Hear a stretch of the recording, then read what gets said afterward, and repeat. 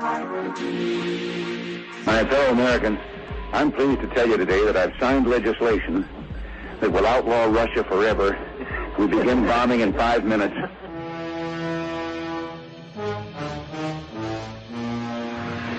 It is essential that our team learns to work with our new recruit, not against him. I'm a geek, walking down the street. Check the computer. The mainframe computer. I access the mainframe. At the end of this day, one shall stand, one shall fall. Welcome to episode 38. 38 of Learn to count, god damn it, Mike. Basically a Geek Show. I'm Mike, and as you can tell, I'm joined by Jack, as always. What's up? We're actually recording this a bit earlier. It is Saturday the 25th of October. We usually record on Tuesday or Wednesday. But we wanted to get this out because great timing on our part. In episode 37, I mentioned that we had that the Age of Ultron trailer would be coming later that week, and then it launched the day after. So we wanted to get our thoughts on the Age of Ultron trailer. You know, while it was still relatively fresh in our minds, at any rate. So I guess, Jack, I know that you have been rather disinterested in the concept of Ultron as a villain.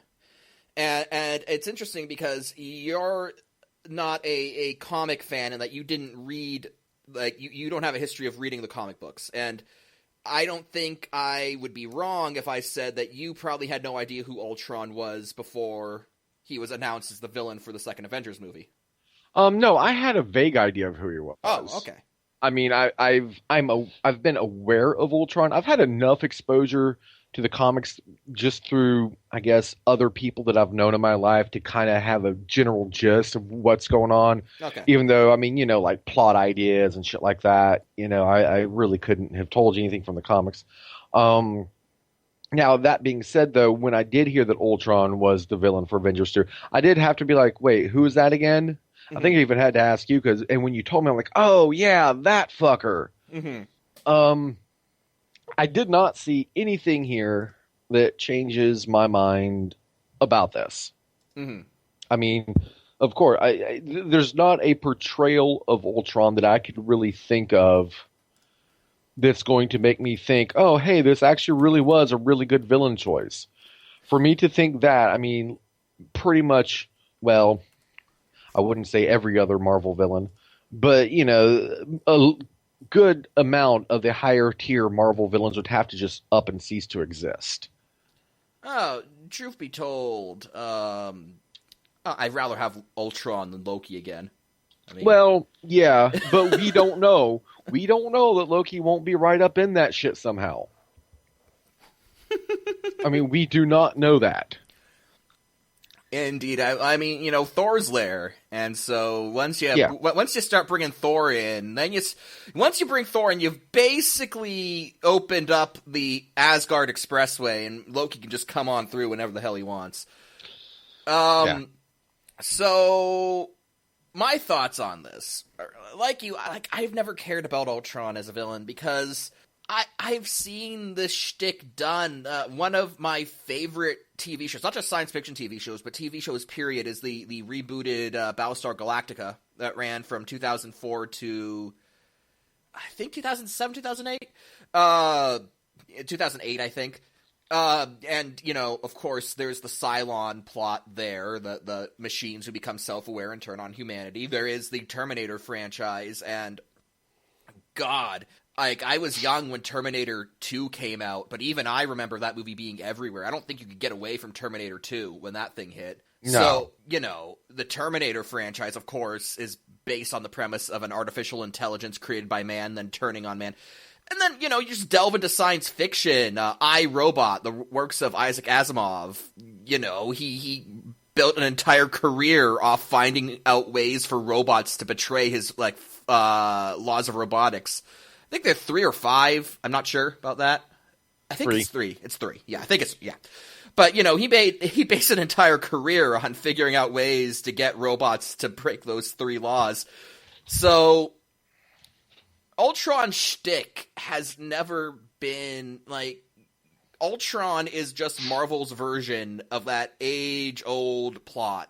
And the trailer, I thought, did do something interesting in that it managed to get Ultron across at, he does it on the surface, the way that James Spader is playing him, he's not just a robot. He's not like, it is only logical that the humans die. Yeah, he's got a lot of personality to him. He does, and I mean that is cool. That's awesome. But at the same time, like you said, to say that this is a trope that has been exhausted is a massive understatement. What's really funny is, I mean, since mankind has conceived of the idea of creating a computer that could become self-aware, we, at that same exact moment in time, became super fucking paranoid about what it would do as soon as we did it. And yet we still keep pursuing it. Well, here's the interesting thing. In the comics, Ultron was created by Ant-Man. Right, yeah, I know, yeah. In the film, it looks like they're going to go in a different direction. They're going to have Tony Stark be the one who creates him. And that makes sense, because 1, Ant-Man sucks, so the less plot you give to him, the better.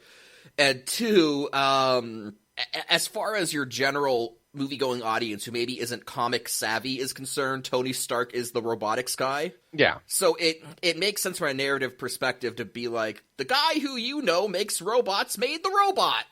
Right. I mean, he's made the suits, which are highly robotic. He's made artificial intelligences, he's made artificial intelligence, whatever. So why not put the two together? Yeah, that makes sense. But what I find hilarious is, according to Marvel press releases on the basic synopsis of this film, Tony Stark created Ultron and gave him elements of his own personality, which ended up giving Ultron a god complex. Awkward. But I just think it's funny that Tony Stark's personality equals god complex. Well, I mean, it would either come out one of two ways, either with a god complex or it would have been a CGI version of Bender. Yeah, it would have been just like an alcoholic. Yeah. Yeah, he was either the robot was either going to have a god complex or have substance abuse problems, and, at least now it works. True. Very true. But on Ultron as well, like you, nothing in this trailer really dissuaded me from my concerns going in, honestly, because God, it's also played out, I think his whole string, he's going on about strings and puppets in the trailer. And I think that last thing that he says, there are no strings on me, I think that's a Pinocchio line. I think that's from Pinocchio. Probably. And it's God damn it, Joss Whedon. Do you not know what subtlety is? Well, I don't know. Maybe he's going for a bit of a con thing where the villain is quoting the piece of literature or whatever you want to call it that it thinks is relevant. Well, the thing I don't know. What I do know is, in a lot of cases, an idea that I don't like can be done in a way that makes me like it and say, oh, hey, that wasn't so bad. This is not going to be one of those. To me, no matter how Ultron is presented, I'm still going to... I already feel like I've seen this goddamn movie. Yeah. No, same here. I already feel like I've seen it. I already don't care. I saw Terminator. I saw Battlestar Galactica. I saw iRobot. I know how this ends. Right. And it's like, okay, well, what's my fucking motivation here? I don't really care about Ultron's motivation so much as my own. What's mine to give a shit? I mean, Whedon, I think, is kind of sensing this because he's gone on saying, Whedon was saying he's always in the comics. He's always trying to destroy the Avengers. He's got a bee in his bonnet. He's not a happy guy, which makes him an interesting guy. He's got pain. And that manifests itself in ways that are not standard robot stuff. And I'm sorry, though, but I know this plot, and it's standard robots. Basically all you've done is you've taken the villain from iRobot, and you've replaced the dialogue about cold logic, and you've replaced it now with Pinocchio quotes, and you got James Spader doing a cool voice, and that's basically, it's still standard robot stuff. Right. Like, regardless of what you're saying, Joss Whedon, this is the standard artificial intelligence runs amok sci-fi plot. And is it just like, okay, I asked you this when we both saw the trailer, and I know you didn't agree with me, but I'm going to say it again. Parts, not all, but parts of James Spader's dialogue as Ultron in that trailer reminded me of Heath Ledger's Joker. Specifically, not so much not so much his whole strings thing. That didn't really get the Joker. That didn't really seem like the Joker to me. But the dialogue at the opening, at the beginning of the trailer, where he's like, "I'm going to show you something beautiful," and then he's like, "You all want to protect the world, but you don't want it to change." And I was just like, and that's how he says it. I'm like, God, that's you trying to do Heath Ledger as Joker. So, like, I don't know. That's the sense I got. Maybe I mean, okay, this is going to be one of those things where was James Spader directed to kind of emulate that feeling of the Joker from The Dark Knight? Mm-hmm. And it's quite possible that he was. I personally, I did not get it, but again, I haven't seen that movie as many times as you have. I've seen it twice. The second time just because it was on like HBO or whatever, and I couldn't be arsed to change the channel. So, whatever. But then again, though, in spite of the fact that I really don't care for that movie all that much, I do know that it has had a pretty big impact on almost all action movies that have come since then. And personally, I did disagree with them trying to emulate that, but whatever. So, I mean, it is quite possible that they are trying to emulate that feeling that, he just wants to watch the world burn kind of a thing. Mm-hmm. Which, if they are, then that's really butt-fucked retarded, because Whedon's saying, oh, well, he's got pain and all this. Basically, he's saying what attracted him to Ultron to begin with was that he felt that the character had depth beyond your standard AI tropes. And then he's going on to negate those with Pinocchio quotes and just having him want to watch shit burn the fuck down. And that's kind of stupid, too. And while we're on the topic of stupid, and while we're on the topic of this trailer, I want to ask you, what in the bleeding hells was up with this random frame of ballet dancers in the fucking weird. What the fuck? Why? That's weird. What?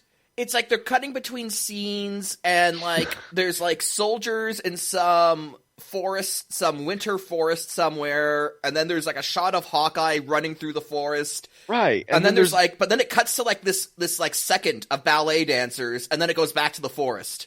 Right. And it's like, why do we need to, why is this a part of the movie that you want us to see in a fucking teaser trailer? Everything is action, action, action, ballet dancers, action, action, and you're like, what?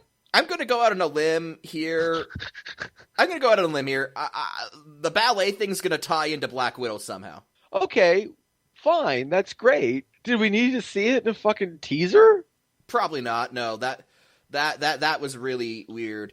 I mean, when you're introducing this movie to the audiences, and these teaser trailers are supposed to really hook you, grab you. Everything about them is supposed to, get you excited, get you hard for this movie, and get it ingrained in your consciousness months before it even releases to build the hype. Mm-hmm. And you have this random ass fucking scene of fucking ballet dancers. Mm-hmm. What why? Yeah, no, that caught my eye too. And like that was the one thing that was actually why I'm like, hey, can we go ahead and record this now? Because I wanted to vent about the fucking ballet dancers. Yeah. And I'm thinking, am I the only one that thought this was like, what the fuck? Because I've watched a couple of other videos on YouTube of various personalities saying what they thought of this, that, and the other, and no one's mentioned the goddamn ballet dancers. It's really it did seem out of place, and I think it's gonna tie into Black Widow, but right. But there's a lot of, I mean, I don't there was enough understand why Black it's in the Widow trailer. footage. Now, the one thing I am confused about, well, besides the ballet dancers, because fuck that. What's up with the giant Iron Man costume? Oh, that's Hulkbuster Iron Man. And why is it fighting the Hulk? Basically, it dates back, I think, to the Civil War. Basically, what happened was in the Marvel Civil War storyline, one of the lead-ups to that was that Bruce Banner turning into the Hulk and rampaging across shit finally got irksome. Okay. And so what happened was Tony tricked Bruce Banner into going into a spaceship, and don't ask me how he managed to pull that off, but he did. And then he launched the spaceship into space. I was like, so Bruce, sorry about this, but you're kind of a big green rage monster, so we're going to send you off into space so you can't break our shit anymore. And then the Hulk landed on an alien planet and had some adventures. And then he came back and was understandably Somewhat pissed irked. off. Yeah. And so the Hulkbuster armor is what Iron Man created so that he could fight the Hulk. Gotcha. I mean, I got the idea that, I mean, I've seen Iron Man in this suit, so you kind of have this yo-dog moment. Yeah. You got a man in a suit who's in a suit. I always, like, I'm pretty sure that's how it happened in the comics too, but I always kind of liked the idea that he didn't need to be in the standard suit to fly the Hulkbuster, but... Right. I mean, you would think that he could design this thing in a way to where he could just, unless it's just for greater mobility, to where when he doesn't need the big suit, he can just get out of it and go on doing whatever. I just thought that was kind of fun. It's like, yo, dog, I heard you like battle suits. Well, that was that's not as bad as the cover. Ballet scene. No, that's not as bad as the cover to the Demon in a Bottle arc, where apparently Tony Stark went on a bender, put on his Iron Man suit, and then decided to put a tuxedo on over the Iron Man suit. See, that's not bad. That's just awesome. Because... And then you know at some point during the evening beforehand, there was a drunken Tony Stark in the Iron Man suit wearing a tuxedo. Oh, yeah. I am Iron Man. Na, na, na, na, na, na. I kick ass. Which, yeah, I know that's usually your stick, but I stole it. Get over it. But yeah, I know the ballet scene was weird. But I honestly, that was pushed to the back of my mind because I kept focusing on Ultron's little his strings thing, where he's like, "You're all puppets tangled in string, and I'm free because there are no strings on me." And I'm like, God damn it! Buy a fucking Linkin Park CD and get over it. Okay? Look, we all have problems, Robot Man. Now, you realize that by you saying that, we're going to get hate mail from both of the Linkin Park fans. And fun fact, I still have Linkin Park's first 2 CDs on my iPod.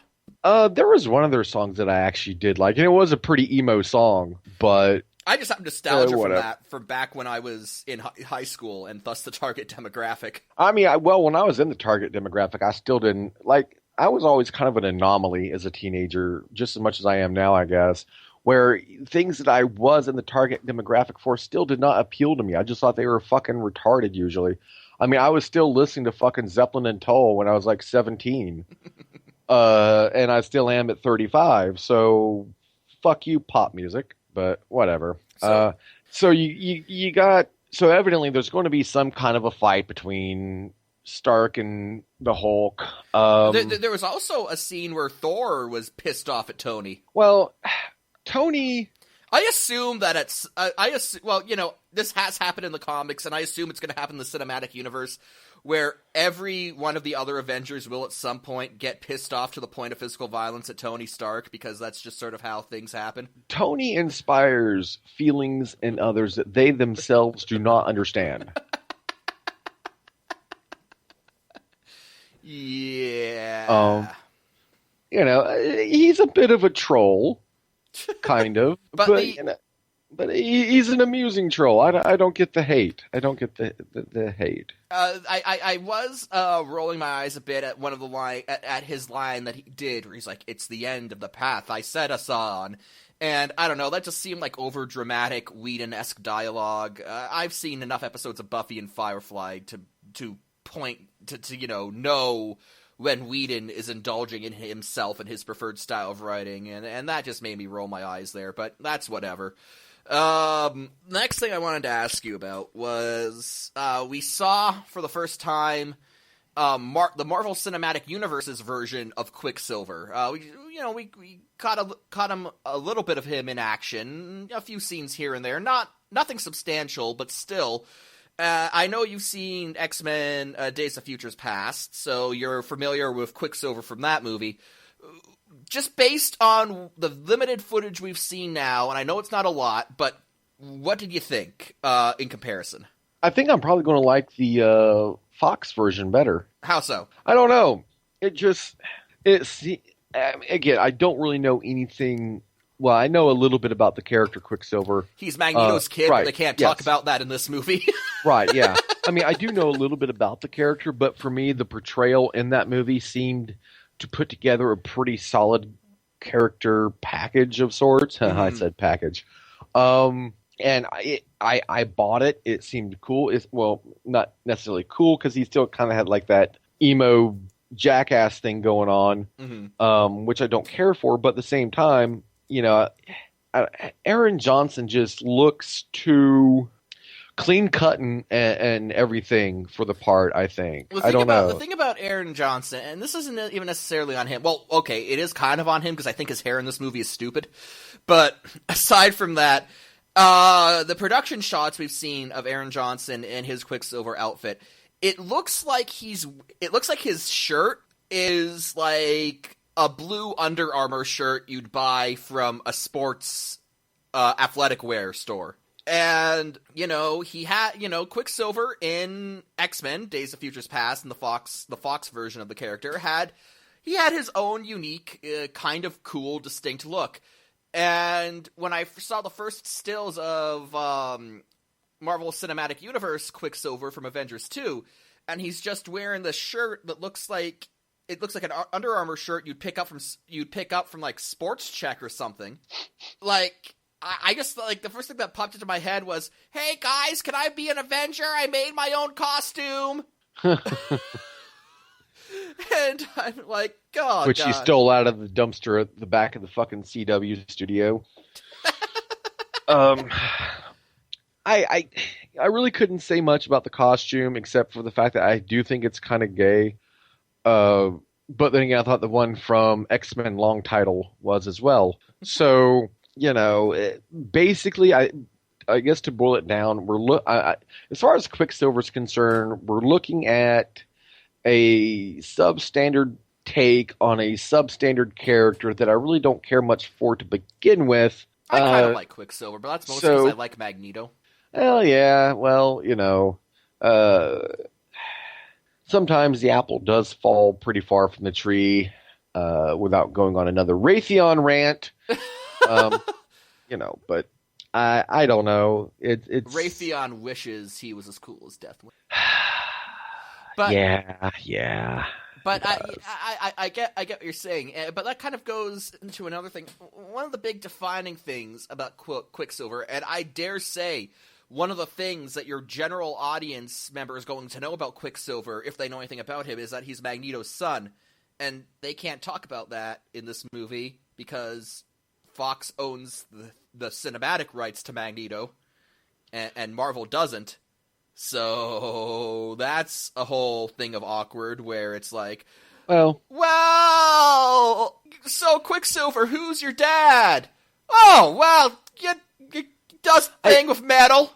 I don't think so, because I think, okay, for one thing, that interaction that you just described is not typical. I mean, no one else has had to say who their father is upon joining the Avengers. I understand that, but this is going to be aside from a very brief Easter egg at the end of the last Winter Soldier, at the end of the last Captain America movie. Aside from that Easter egg, this movie is going to be Quicksilver's introduction to the Marvel Cinematic Universe. So within the context of this cinematic universe, they've got to establish his backstory, which is one of the problems that I have with his inclusion, because that's going to take time away from everything else, and it's an ensemble cast, so you've got to be, very careful with your time. But the point being that they're going to have to take out time to explain, who Quicksilver is. They're going to have to provide his backstory.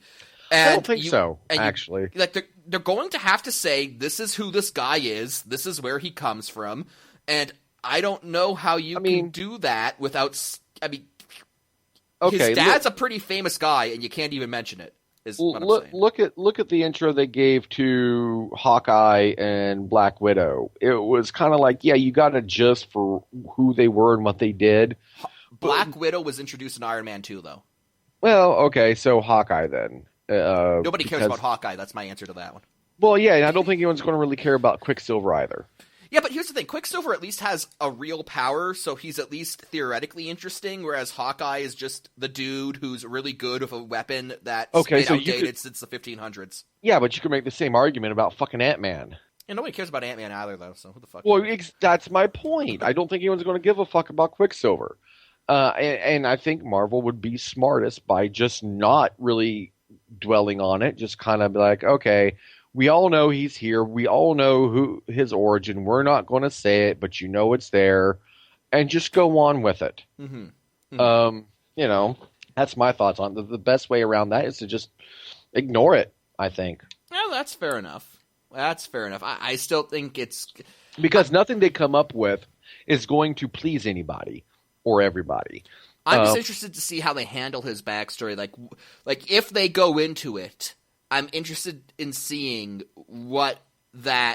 how they dance around that issue. I think, again, if they're smart, they're not going to try. They're in a no-win situation with that, and why they even felt compelled to throw him in there, I don't know, but seeing as how they do... I think what happened was, and it's because, Quicksilver appeared in both the Avengers and X-Men.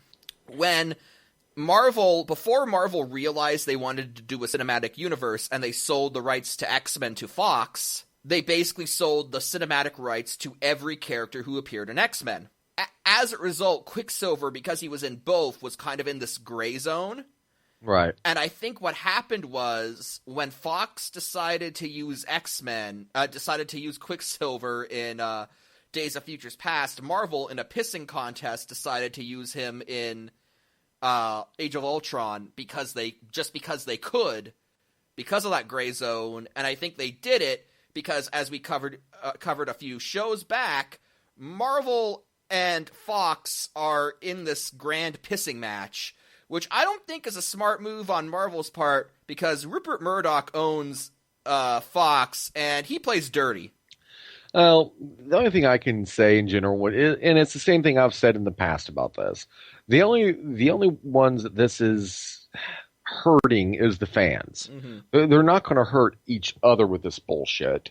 They're hurting the fans. I mean, they're keeping, they have these character rights divvied up in this stupid way that kind of keeps each franchise from being what it could be. Mm-hmm. It nullifies the chances of any meaningful crossover event, which the fans, would love. Mm-hmm. And it has this kind of like in the Marvel Cinematic Universe, you have these gaping holes of things that should be taking place within that universe, like Spider-Man and X-Men, but right, exactly. There. Right, exactly. I mean, that they should be there, but they're not there, so you're just kind of like, okay. And that's kind of what makes me think they're just going to ignore it, because they've ignored it so far. And they've just kind of left everyone to just kind of understand, yes, it is the same universe, we just can't tell you it is, wink, wink, nudge, nudge. And that's what they've done so far with it. Mm-hmm. They had, of course, and I get that having Quicksilver in the movie is kind of directly inviting them to try to do something about it. But I still think that so far, since they have said nothing, then they're going to continue to say nothing, and he's just going to be there. And if anything, they'll say, well, maybe he just doesn't know who his parents are or whatever, which, from what I gather, isn't too incredibly far from the truth. He finds out in quick order, though, in the comics. Right, yeah. But, I mean, they could just kind of keep that, and, they've taken greater liberties, so it wouldn't be that far of a stretch for him to just really not know his own fucking origin. And that would be the safe way of playing it, and I think that's what they should do. Now, I do know that Sony is trying to work something out with Marvel Studios. To get Spider-Man in there at some point, yeah. Right. So, I mean, that could be kind of interesting. I wouldn't mind seeing some kind of interplay, like you were saying last week's episode. I wouldn't mind seeing some kind of interaction there between Spider-Man and Tony Stark, because you had the two biggest wise asses right there together. Fuck, let's just make a fun buddy cop movie with the two of them. They've had comics like that, although they hasn't really lived up to the potential where just like Tony Stark and Peter Parker just like run into each other, and then they have like an adventure that lasts an issue. Like it's really weird. They really don't interact as much as you think they would. I want to see 2 hours of Tony Stark encouraging underage drinking with Peter Parker. I want to see that. But Mr. Stark, this is illegal. Look, what like illegal is just like a word. Right. Yeah. It's just like a word. Why do we care about words, man? Like, words. So, I mean, yeah, let's have that for a couple of hours, Mm-hmm. And I think if Fox is smart, they'll try to pony up and do something as well. I don't think... the thing is, though, is that Sony's coming from an area of desperation because they only have Spider-Man.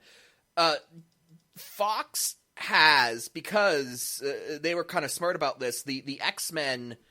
They have the X-Men, which is a huge franchise in and of itself that you can get multiple franchises out of easily. But on top of that, they also have Deadpool, because Deadpool is technically part of the X-Men. Right. And then they also have Fantastic Four. So my point is that from from Fox's perspective, like, we don't need to team up with Marvel because we've got the rights to enough properties to go our own way. And that is true. That is completely true. But the one thing that Fox has not had is a $1 billion movie. They might want one of those. And it would make financial sense. I mean, can they sustain the way they are? Absolutely. I mean, they're not, like you said, they're not like Sony, who's just continually shat themselves with almost everything they've tried to do with their properties. Fox is doing fairly decently. But at the same time, they could do better, and they would probably want to do better. So, I mean, it would, from a financial aspect, I mean, from both parties, some kind of a crossover event would be almost a guaranteed $1 billion movie. Possibly, but then again, you get to the point of who gets those $1 billion. That's one of the reasons why these things haven't happened yet.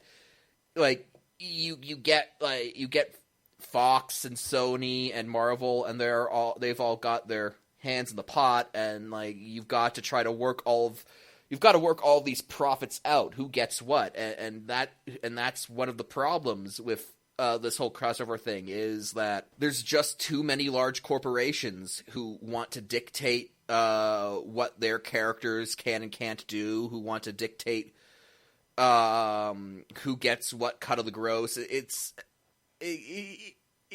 just a big clusterfuck on the corporate end of things. Yeah. So, I guess on whole, with the whole Avengers trailer thing, is there anything really unexpected here? Is there anything really that... there's something that is kind of unexpected. It's a small thing, but Ultron's comic design, he's got this, like, permanent weird robotic, like, manic grin. Like, that's just the way his head is made. Right, in this one he does have, like, facial He has, like, facial features. Yeah. And I hope he gets the manic grin at some point, because, I don't know, I think that's a distinctive element of the character. Now he's just, like, sort of generic robot man. And so I would like to see him get the manic Ultron grin at some point. You know, I really don't have any preference on that one way or the other. But the last thing I wanted to talk about, though, was the Scarlet Witch. Quicksilver's sister, who appears in the trailer. I'm actually interested in her. Kind of surprised she didn't show up in X-Men Days of Futures Past, because she is one of the other characters in that gray zone where both Fox and Marvel can use her. But I'm interested because her powers are so insanely God mode. Like, in the comics, when she fully realizes her powers, she is psychic to the point that when she's fully realized, she can rewrite reality. So she's on acid. Kind of, only she's on acid, and what she sees ends up becoming real. I don't know what happened to your LSD. By the way, have you seen the fucking dragons in the kitchen? Pretty much. I mean, like... I don't know. I'm just saying, I don't think they'll touch on it in this. I think they'll just have her using cool psychic powers. But is she good at ballet? I don't think she's going to be doing the ballet. I mean, it's obviously an integral plot point. Mm-hmm. Obviously. I mean, they included in the trailer and everything. Yeah. I know, I'm not letting that go. Well, I think we've exhausted all we can about this trailer. I'm sure this is the first one. This is the teaser.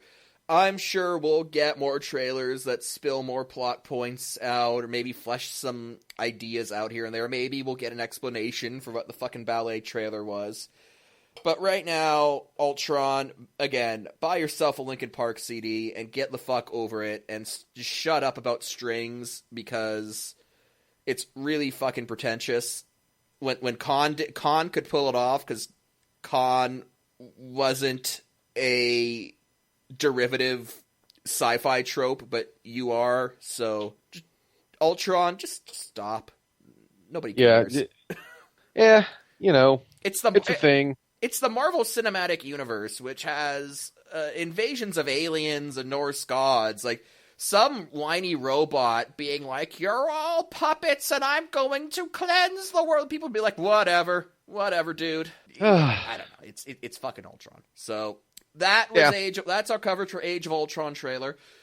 We'll have more as more comes out. But I guess we will stop the recording for now, at least until Tuesday, when we can put the rest of the show together. Indeed. Stuff and things. So we will catch you guys right after the edit. Okay, and welcome back to episode 37 of basically a Geek Show.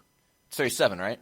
No, this is 38. 38. This is 38, sir. You've done it again. You don't know how to count. No. You do not know how to fucking count. So, this is kind of a piecemeal episode. Again, this is Monday. We usually record on Tuesday, and I'm sure on Tuesday we will finish this episode up.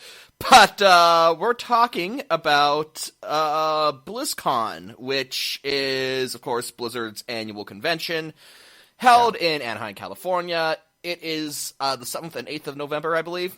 So we're getting, just over a week from now. Just over a week from now. We're getting close to it. So, Jack and I were bullshitting, and we're talking about what this BlizzCon could have in store for us, because last year they announced Warlords of Draenor, which will be launching on the 13th of November. Right. And so people are wondering, well, what's actually going to be at this BlizzCon? Because, the next WoW expansion is going to be released days afterwards, less than a week afterwards. So what's the big news going to be? And they have released the schedule more or less, but there's a bit of a mystery, because the schedule's got a huge block of time where they have nothing announced. And now, just to be specific, because I forget, how long is that block of time? I think it's an hour, 2 hours. Okay, all right. And they also have an area, and they use the same convention center each year, and they have an area of the convention center blocked off, which on the official map is not listed for anything. And this is usually where they put the centerpiece of whatever BlizzCon happens to be pushing that year. That's where they promote it, and that is currently blocked off. So people are wondering what it could be. We've already sort of ruled out that it's probably not going to be a Heroes of the Storm thing or a Hearthstone thing. Right, and the reason for that, okay, you've got Heroes of the Storm, which is still in a late alpha / early beta stage. They're officially listing it as alpha. I'm treating it as a release stage because they're taking people's money. So the way I see it, if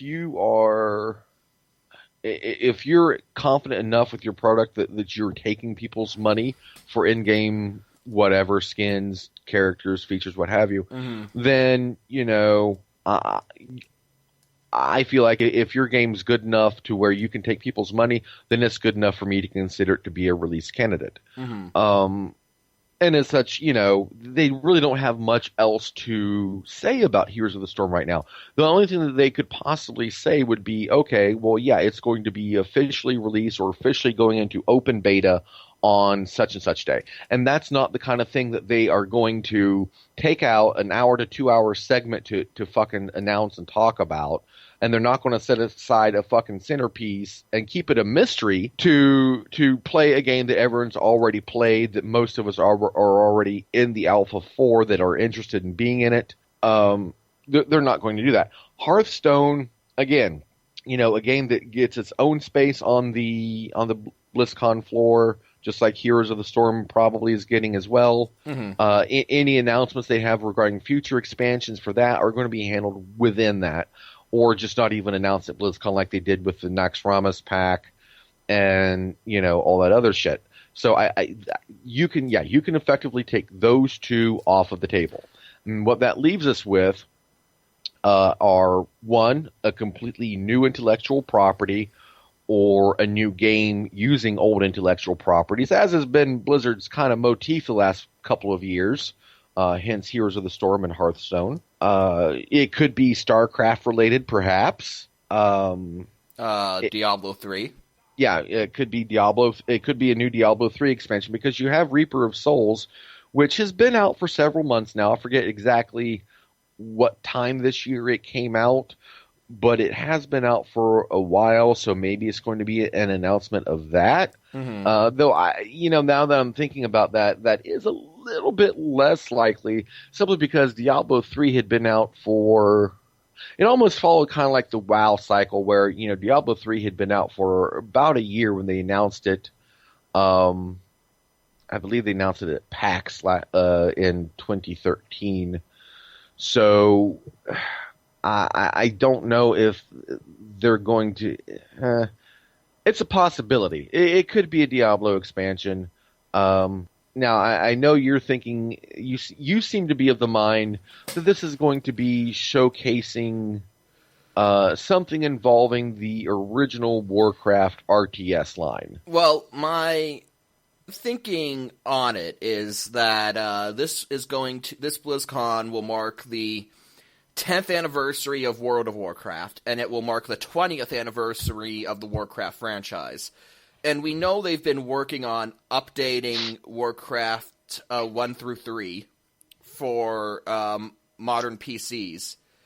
Yeah. So, again, my thinking is they're working on this project. If it's ready, what better time to showcase it than at the BlizzCon celebrating 2 big Warcraft anniversaries? Well... And this is the counter argument that I was kind of presenting to that when I said, we may as well just record this because this is probably the last show we're going to be doing before BlizzCon. But by the time episode 39 airs, BlizzCon will have already happened most likely. Mm-hmm. So this will probably be the last pre-BlizzCon episode that actually gets, uploaded before it happens. And my thinking on that is this update, quote unquote, is only to get the original games operational on modern operating systems. They're not, to my knowledge, doing any kind of a gameplay overhaul or graphical overhaul. They're not giving these games a cataclysm treatment or anything of that sort. And under that mentality, it would be just, this is the BlizzCon that I never really care about, because I know that there's normally not going to be a new WoW expansion launched. And this would just really be just the sign to me of, oh my God, yeah, never pay attention to an off BlizzCon again.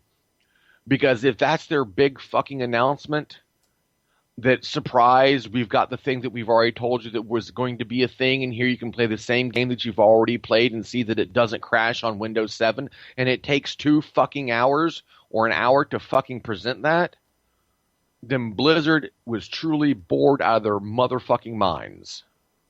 See, I think it's going to be more than just making it, more than just updating it, because more than just making the old games playable.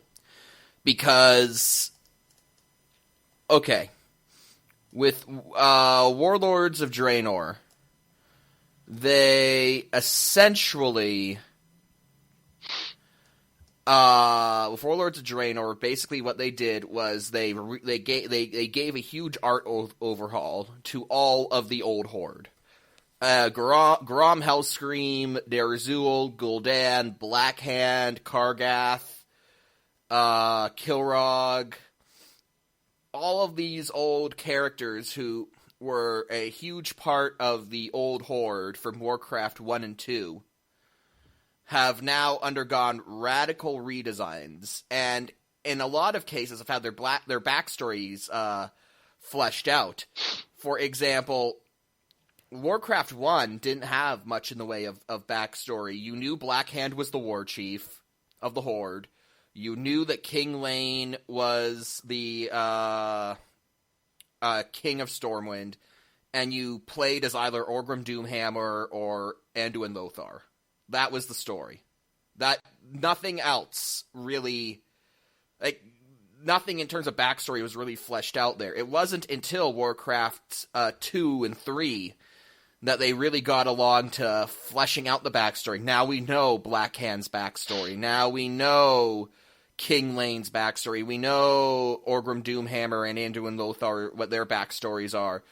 We know much more now. So my thinking is that they're basically going to be remaking at least Warcraft 1 and 2 from the ground up, with all of the new current backstory that they have for those characters integrated into the game. Not just backstory, but also art. Blackhand, for example, in Warlords of Draenor, looks entirely different than he does in the old Warcraft 1 game. And if they're going to try to sell Warcraft 1 to a new audience, people might be confused. Like, well, why does this guy called Blackhand look different here than he does in the MMO? And so you remake Warcraft 1 with the updated backstory they've crafted for these characters, with the new art that they've come up with these characters, the new character designs, and they make it all seem seamless, and they make it all seem like it fits together. So, okay. Now, you're talking... All right. So let me get this straight. So you're basically saying you think that they are going to overhaul the first Warcraft game, Orcs versus Humans, to the point to where they add in the extra backstory, the plot elements that they never thought would need to be discussed. Because when they made Warcraft 1, the first, real-time strategy game on the PC back in, I think it was 1994, you really didn't have much of that kind of a thing going on. Mm-hmm.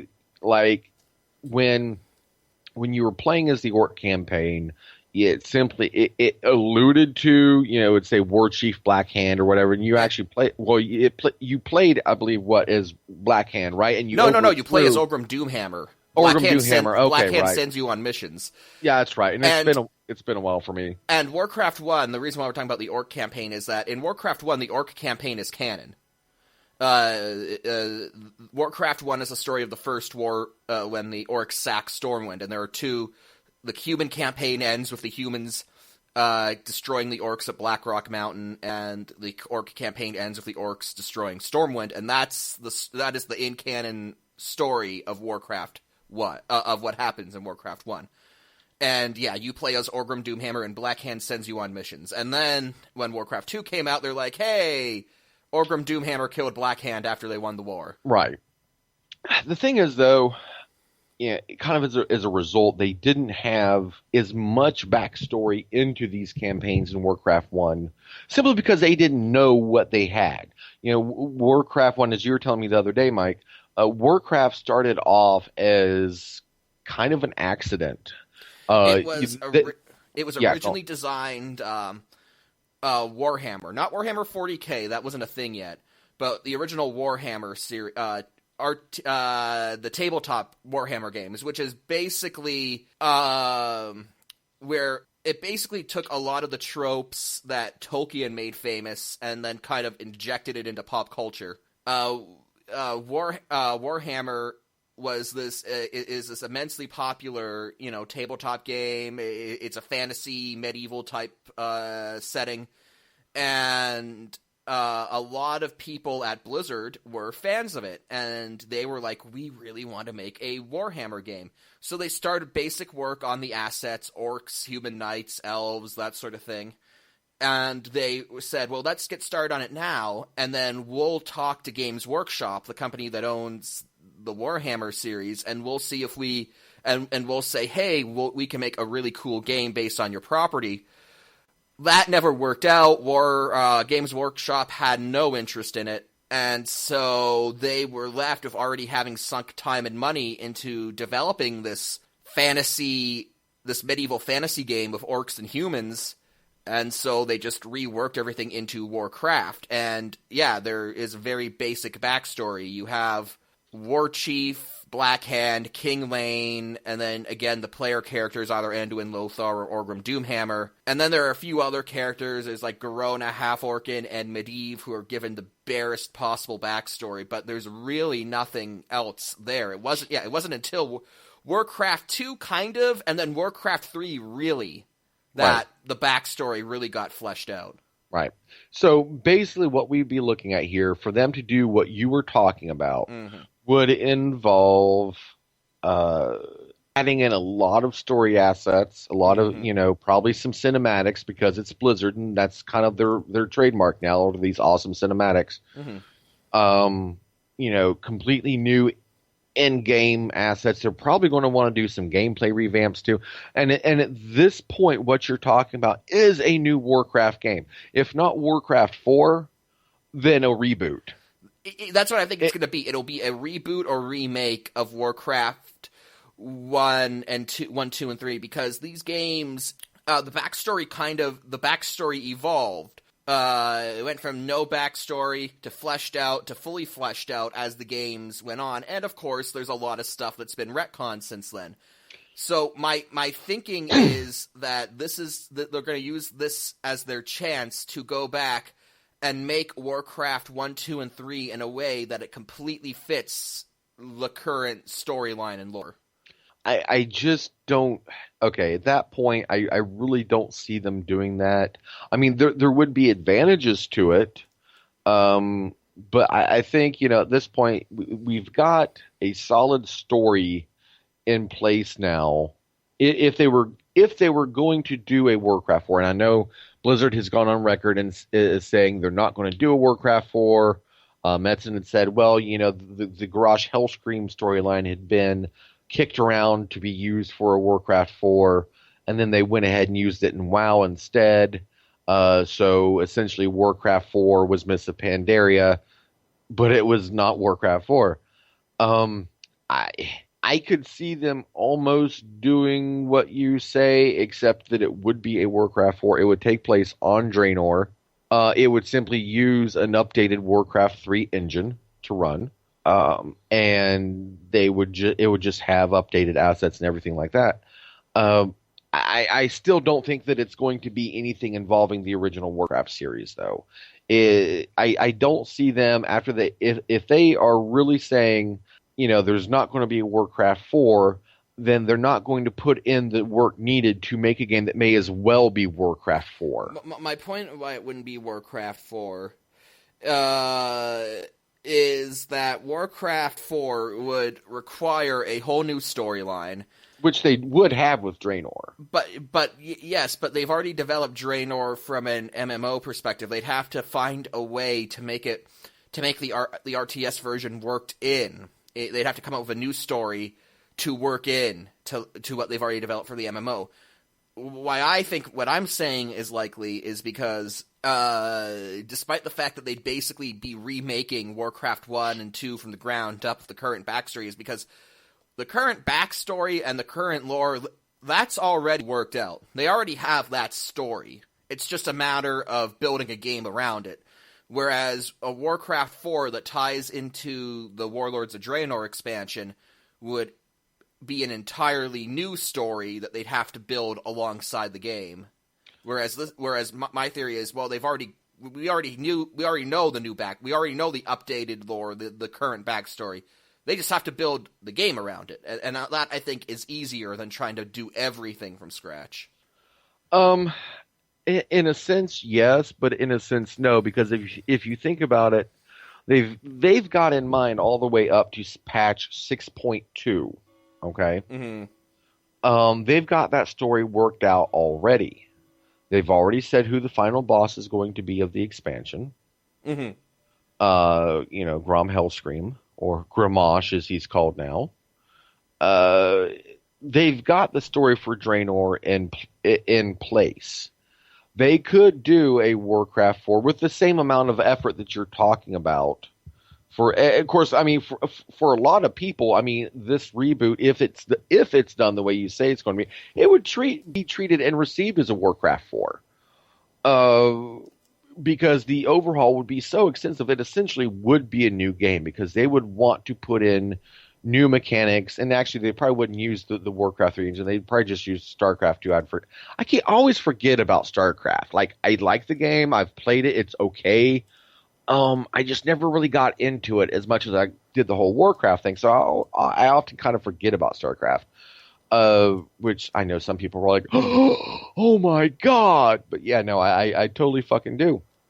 So at that point, though, it probably would be treated as and received as a Warcraft 4 at that point, just because of the amount of work that would have to go into it to bring that game up to not just to the point to where it run on a new computer, but to the point to where it meets modern gaming standards, which have grossly inflated since 1994. And if they're going to do that much, then I almost see them just wanting to just go the full way with it, translate the Draenor storyline and events into an RTS format, which would be the same thing they'd be doing with the gritty reboot of the Warcraft universe. It would be the same amount of effort. They could slap that nice little number 4 at the end of it.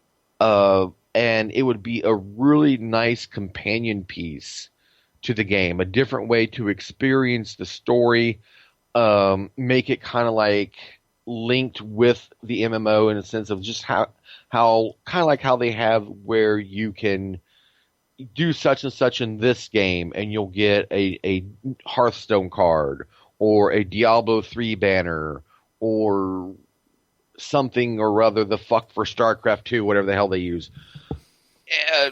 And you could have that kind of linking with, the MMO in that sense of, you complete this campaign at this level and you'll get a pet or that kind of bullshit. It would be a different way to experience the content that would add a bit of depth to the overall universe and the experience of playing. And if they did it as that, because Blizzard's whole thing is, they always say, I've heard them say this so many times, they'll say, well, we're not against doing such and such, but we want it to be meaningful and to feel, quote unquote, right. And that's what they say about everything. Like whenever they say, we're not going to do this, we're not going to do that. They even said that about the goddamn dance studio. Mm-hmm. The fucking dance studio that was going to be in Wrath. Yeah. It was advertised, and they're like, they scrapped it. And since then, people have been like, hey, where's the dance studio? Well, we want to put it in a way that's meaningful and feels right. It's a dance studio!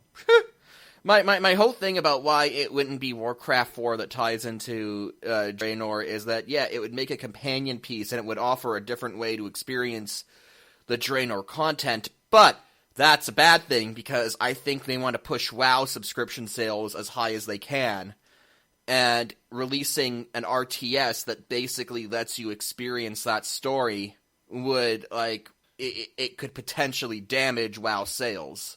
So... I don't think so. I really don't. Mm-hmm. I think it would be seen as almost a sales boost than anything, because you would get... okay, look at their strategy with Draenor. Like, how they've kind of been going, and what they've even said, they want all the players who played Warcraft 3 and, then went on to play Vanilla and BC to look at Draenor and feel like they're coming back home, basically. Mm-hmm. They want all these old players to come the fuck back. Mm-hmm. They want to get back up to 12 million subs again. It's not going to happen. We all know that, and Blizzard knows that too, but they want to get as close as they can. If they shoot for the stars and only hit the moon, they're not going to cry themselves to sleep. But if they actually were, and this is strictly hypothetical, because I don't think it's going to be Warcraft 4, and I don't think it's going to be what you're talking about either. But just say, for the sake of argument, and we're going to take the train to Crazy Town here, say that they are going to do that. Now, what you're talking about with a reboot of the original Warcraft, or a remake, or whatever you want to call it, that would also kind of serve the same effect, yes. So in that sense, maybe it's a check mark in both of the columns in terms of likelihood and potential reasons why Blizzard would want to do it. But you would have that feeling again of, these older players can go and they can play the RTS again with a fresh take, fresh eyes, maybe a new story, maybe enhancements to the old, depending on which one of our versions they went with. And then they would see that, they could go into World of Warcraft once again and directly recognize, the assets they're using Draenor for the Iron Horde, like, these fucking spinning balls of fuck you in the ass. And those beautiful fucking Iron Horde battleships that they got that give me a fucking hard on every time I see one. But you would have that synergy. You'd have that synergy, that corporate erotic word that they love so much. But again, I think my idea would provide that too, because a lot of the characters in Warcraft 1 are in Warlords of Draenor. You could have those characters. Right, and that's also a reason why they just as well may as well make fucking Warcraft 4 and make it a Draenor, a Warlords of Draenor centric storyline. And at that point, we're almost splitting hairs between what you would call it. Would it be the reboot, or would it be Warcraft 4? At this point, our two ideas are... If it's a story of the First War, then it's Warcraft 1. Right, but I mean, if you bring in the whole timey-wimey, I hate that. If you bring that aspect of Draenor into this, really, Warlords of Draenor is the First War. Not from our perspective, not from the main universe perspective. And they did say that they want to avoid as many time travel shenanigans as possible because they're not interested in doing time travel. They just really wanted to revisit this sort of period of history. So that's why we're doing it, but they have no desire to push the time travel thing. For example, they've already said they have no interest in doing, like, alternate universe Azeroth or anything like that. They've already said that's not in the cards for anything. So, like, I don't know. I see this as... I mean, it could be Warcraft 4, and making it a companion piece to Draenor to tell that story from a different perspective isn't... that's definitely possible. I just don't see it.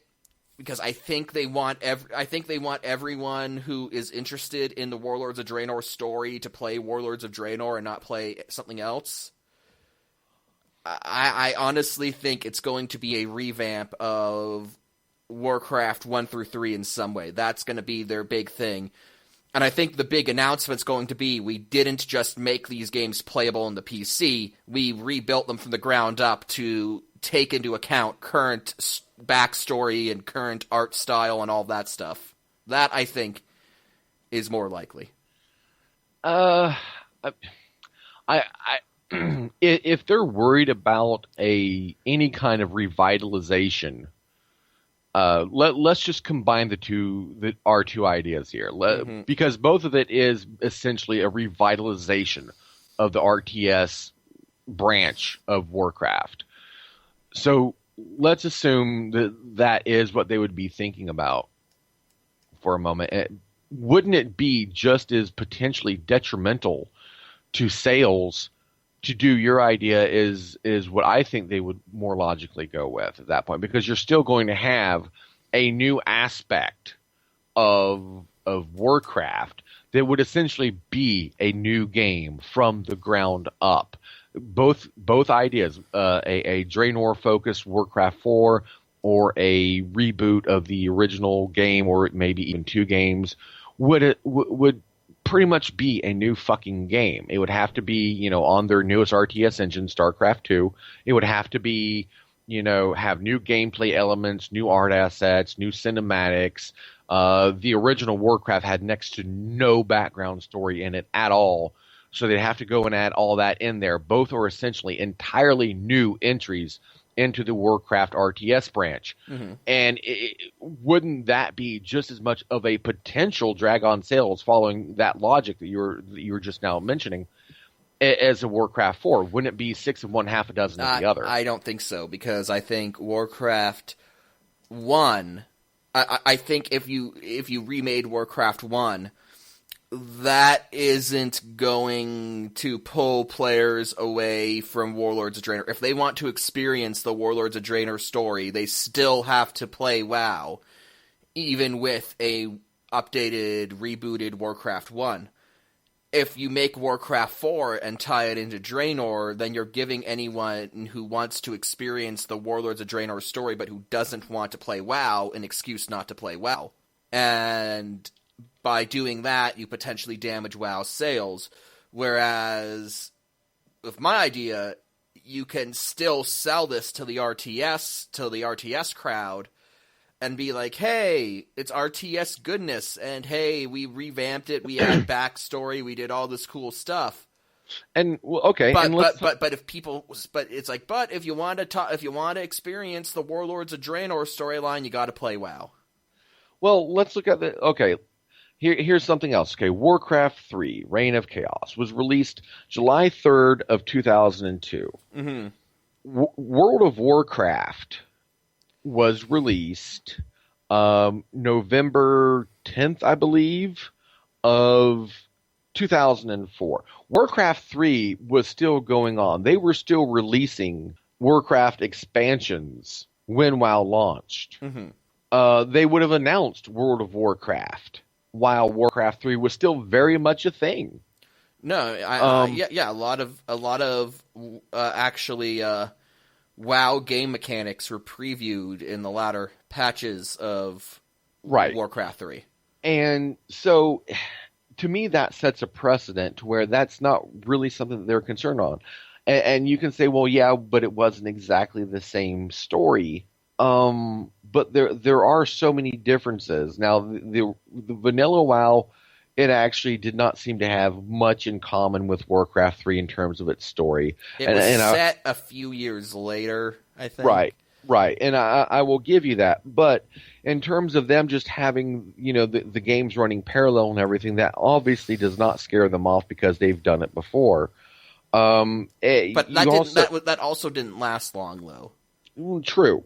But now, also, the thing that... Shit, what was I going to say? Okay, yeah, you got to keep in mind, if they announce this, if they are doing some kind of Warcraft revitalization or an additional entry into the series, whichever they're doing, if either, it would be another couple of years, at least another year, before it seen the light of day. By which point, Draenor is already going to have ran most of its expansion life cycle in terms of content. Because Mists of Pandaria effectively had 1 year of content and 1 year of us diddling ourselves with our fucking thumbs and stroking ourselves with the other fucking hand. you had that content drought. What if this is part of their solution? What if this is, hey, now you can experience the same content in a new game?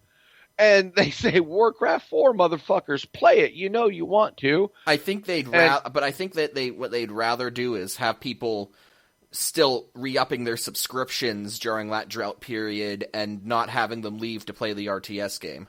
But what if they think they can do both? Which I still maintain that they could, because it's two separate experiences. And they could, it would appeal to people who want to play WoW, but either are playing both games or just want to experience a new aspect of WoW. Like, okay, you and I, for example, if it were Warcraft 4 on Draenor, damn well you and I would go out and get that fucker. I maybe wouldn't, honestly. Because, well, I know. Because I'm not all that. RTSs aren't really my cup of tea. I would put a fucking gun to your head. I would guilt you into playing by buying you a copy. And I would teach you that shit. But here's the thing. It's not hard. Here's the thing. I'd play an updated Warcraft 1 because I like the backstory, and Warcraft 1 is really my favorite orc character's time to shine. That's when Blackhand did what no other war chief since has been able to do, and that's sack Stormwind. Every other war chief has utterly failed in attempting to wage war on the Alliance, but Blackhand actually managed to be successful. So I'd play Warcraft 1 for the story. Anything else? Like Warcraft 4, I don't know. Like, again, RTS is not my cup of tea. I'd have to learn essentially a new genre of gaming for me. And I'm not saying I wouldn't do it or that I can't. It's just that it wouldn't stand out to me as an immediate must-buy, is what I'm saying. It will be a must-buy when I threaten your cat's life unless you buy it. Nothing against Rami. Love Rami, but I'm not above threatening a kitty. I just said threat. I didn't say I'd carry through on it. Damn, I just negated the whole thing. But, and again, this is all academic. I'm going to switch gears a little bit here, and I'm going to say why I don't think it's going to be either of these things. Why I do think it would most likely be a new WoW expansion. Okay. I don't think it's going to be any kind of a Warcraft revamp because too much work, and I don't think, in spite of, I do see benefits in doing it.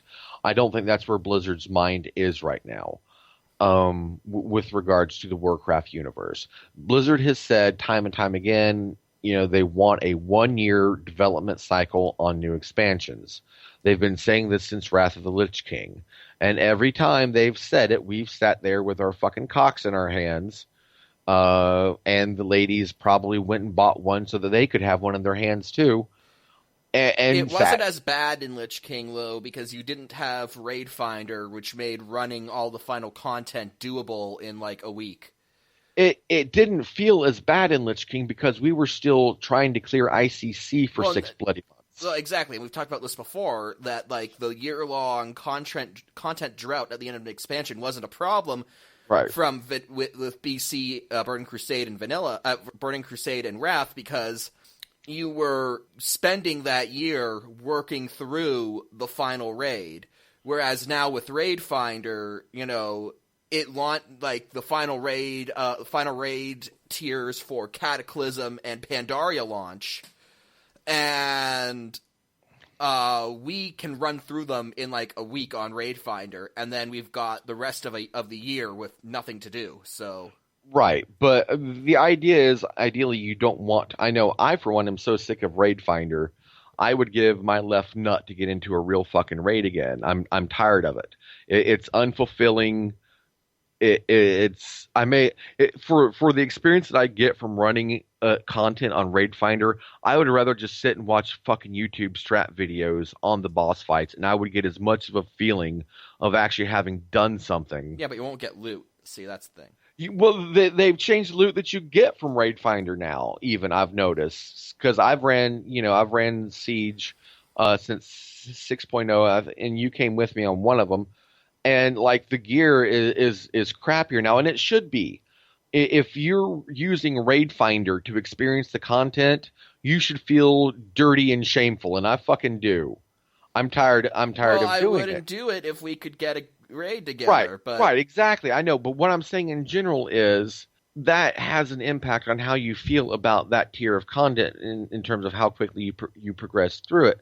Now, with fucking Wrath, we were in ICC trying to clear through that, and it felt the turnaround time was about, I think, what was it, 9 months, 10 months? It was almost a year, not quite. Now, the turnaround between Cataclysm and Pandaria was a year, and it was horrible, and you've had that repeat again here with the gap from Pandaria to Draenor, maybe even a little bit worse. So every time Blizzard has said, we're going to do a 1-year turnaround, it's blown up in their face. And this time we actually took them more seriously because they effectively almost doubled their staff. But then they evidently forgot a key piece of the puzzle. They forgot that they actually had to train the people they hired. Mm-hmm. And that took them longer. It actually ended up delaying things because they had more people who were like, okay, what do I do? How do I make that's this the thing thing. computer? Draenor should have been out 6 months ago. That was their original plan. Right. That Draenor was going to be out 6 months ago, and they hired so many people we're going to get it out in half the time. Oh shit, these people we hired need to be trained. They don't know anything. They need to be trained in how to do things. Okay. Right. And so we hopefully, and I'm going to put this in the plus category towards it, some kind of an announcement or an unveiling of a new expansion for Warcraft. Because now all the Greenhorns have been acclimated into, the quote-unquote company culture, and have been trained and assimilated, and they are Borg and all that other shit. They're ready to go. They've been working on Draenor. They've got the kinks worked out with that. Probably found few new kinks while they were at it even. And so they've got these guys broke in, right? Mm-hmm. And they've said that Draenor may only have 2 patches to it. Because normally what we've been seeing, even since, Burning Crusade, is a traditional 3 patches per expansion of major raid tier content. And you had that in BC, you had that in Lich King, you've had that all the way up to Pandaria. Pandaria had 4. Went up to 5.4. But 5. Well, kind of. 5.1 didn't really have. They had Terrace of Endless Spring, which was like a mini raid. Right, and that's what I'm saying. 3 patches of major raid tier content, because Lich King also had that one little mini patch at the end where it had Ruby Sanctum, which was just this pile of god awful ass. But it was content, and it wasn't ICC, so everyone fucking jumped at it because it was something to do. Mm-hmm. And so they want to get away with that. They've even been so bold to say, and this is something they've never said before, that Draenor may only have 2 patches of actual raid tier content. You'd have your 6.1 and your 6.2. And they've also said that an entire zone of Draenor, and I forget what it's called, it's the one that we know of as Netherstorm in Outlands, mm-hmm. The northeast portion of the continent there. They've even said that may not be playable until the next expansion, unless they come up with a good story for it. So they've got ideas. They're doing something. And this all in my mind kind of comes together to say, a new expansion sooner than what we would expect is more likely than it ever has been in the past. And that's why I'm kind of throwing my prediction in on this, that it will be some kind of an unveiling or an announcement of a new Warcraft expansion. That's possible. I'd be down for that. And it's the area you're talking about is Farahone. Okay. Yeah. But my point being that I would be down for that if they I don't expect them to have anything really polished. I don't think they'd have cinematics, but I think it would be cool if they announced what the next expansion would be and just said, here are the art assets, here's the story we have in mind, here's what we have so far. That would be cool.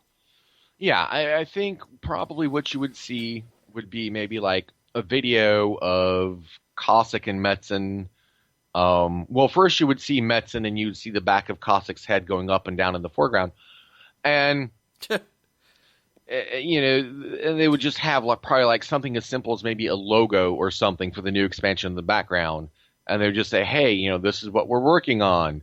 We're going to show you a little bit. Hope you like it." As the crowd just fucking jizzes themselves everywhere, and janitors are like, "God damn it, not again!" Well, yeah, but it depends. Which member of the Hellscream family will we have to murder now? I would say Hellscream's nanny. Grandmosh Hellscream? Yes. Yes, exactly.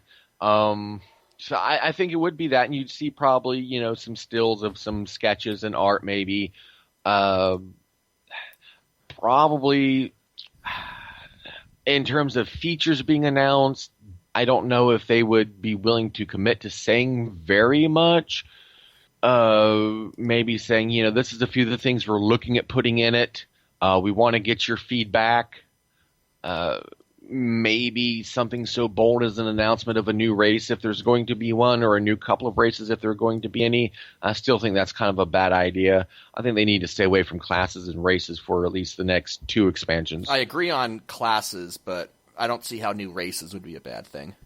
Well, I'm more against a new class than a new race. I feel that unless it's going to be something like High Elves or whatever, maybe High Elves for the Alliance, Ogres for the Horde. Which Ogres for the Horde, I've been hearing a lot about that recently. Well, Metzen has said that he really wants Ogres in game as a playable race. Yeah, which I don't know. Why would anyone want to play as an Ogre?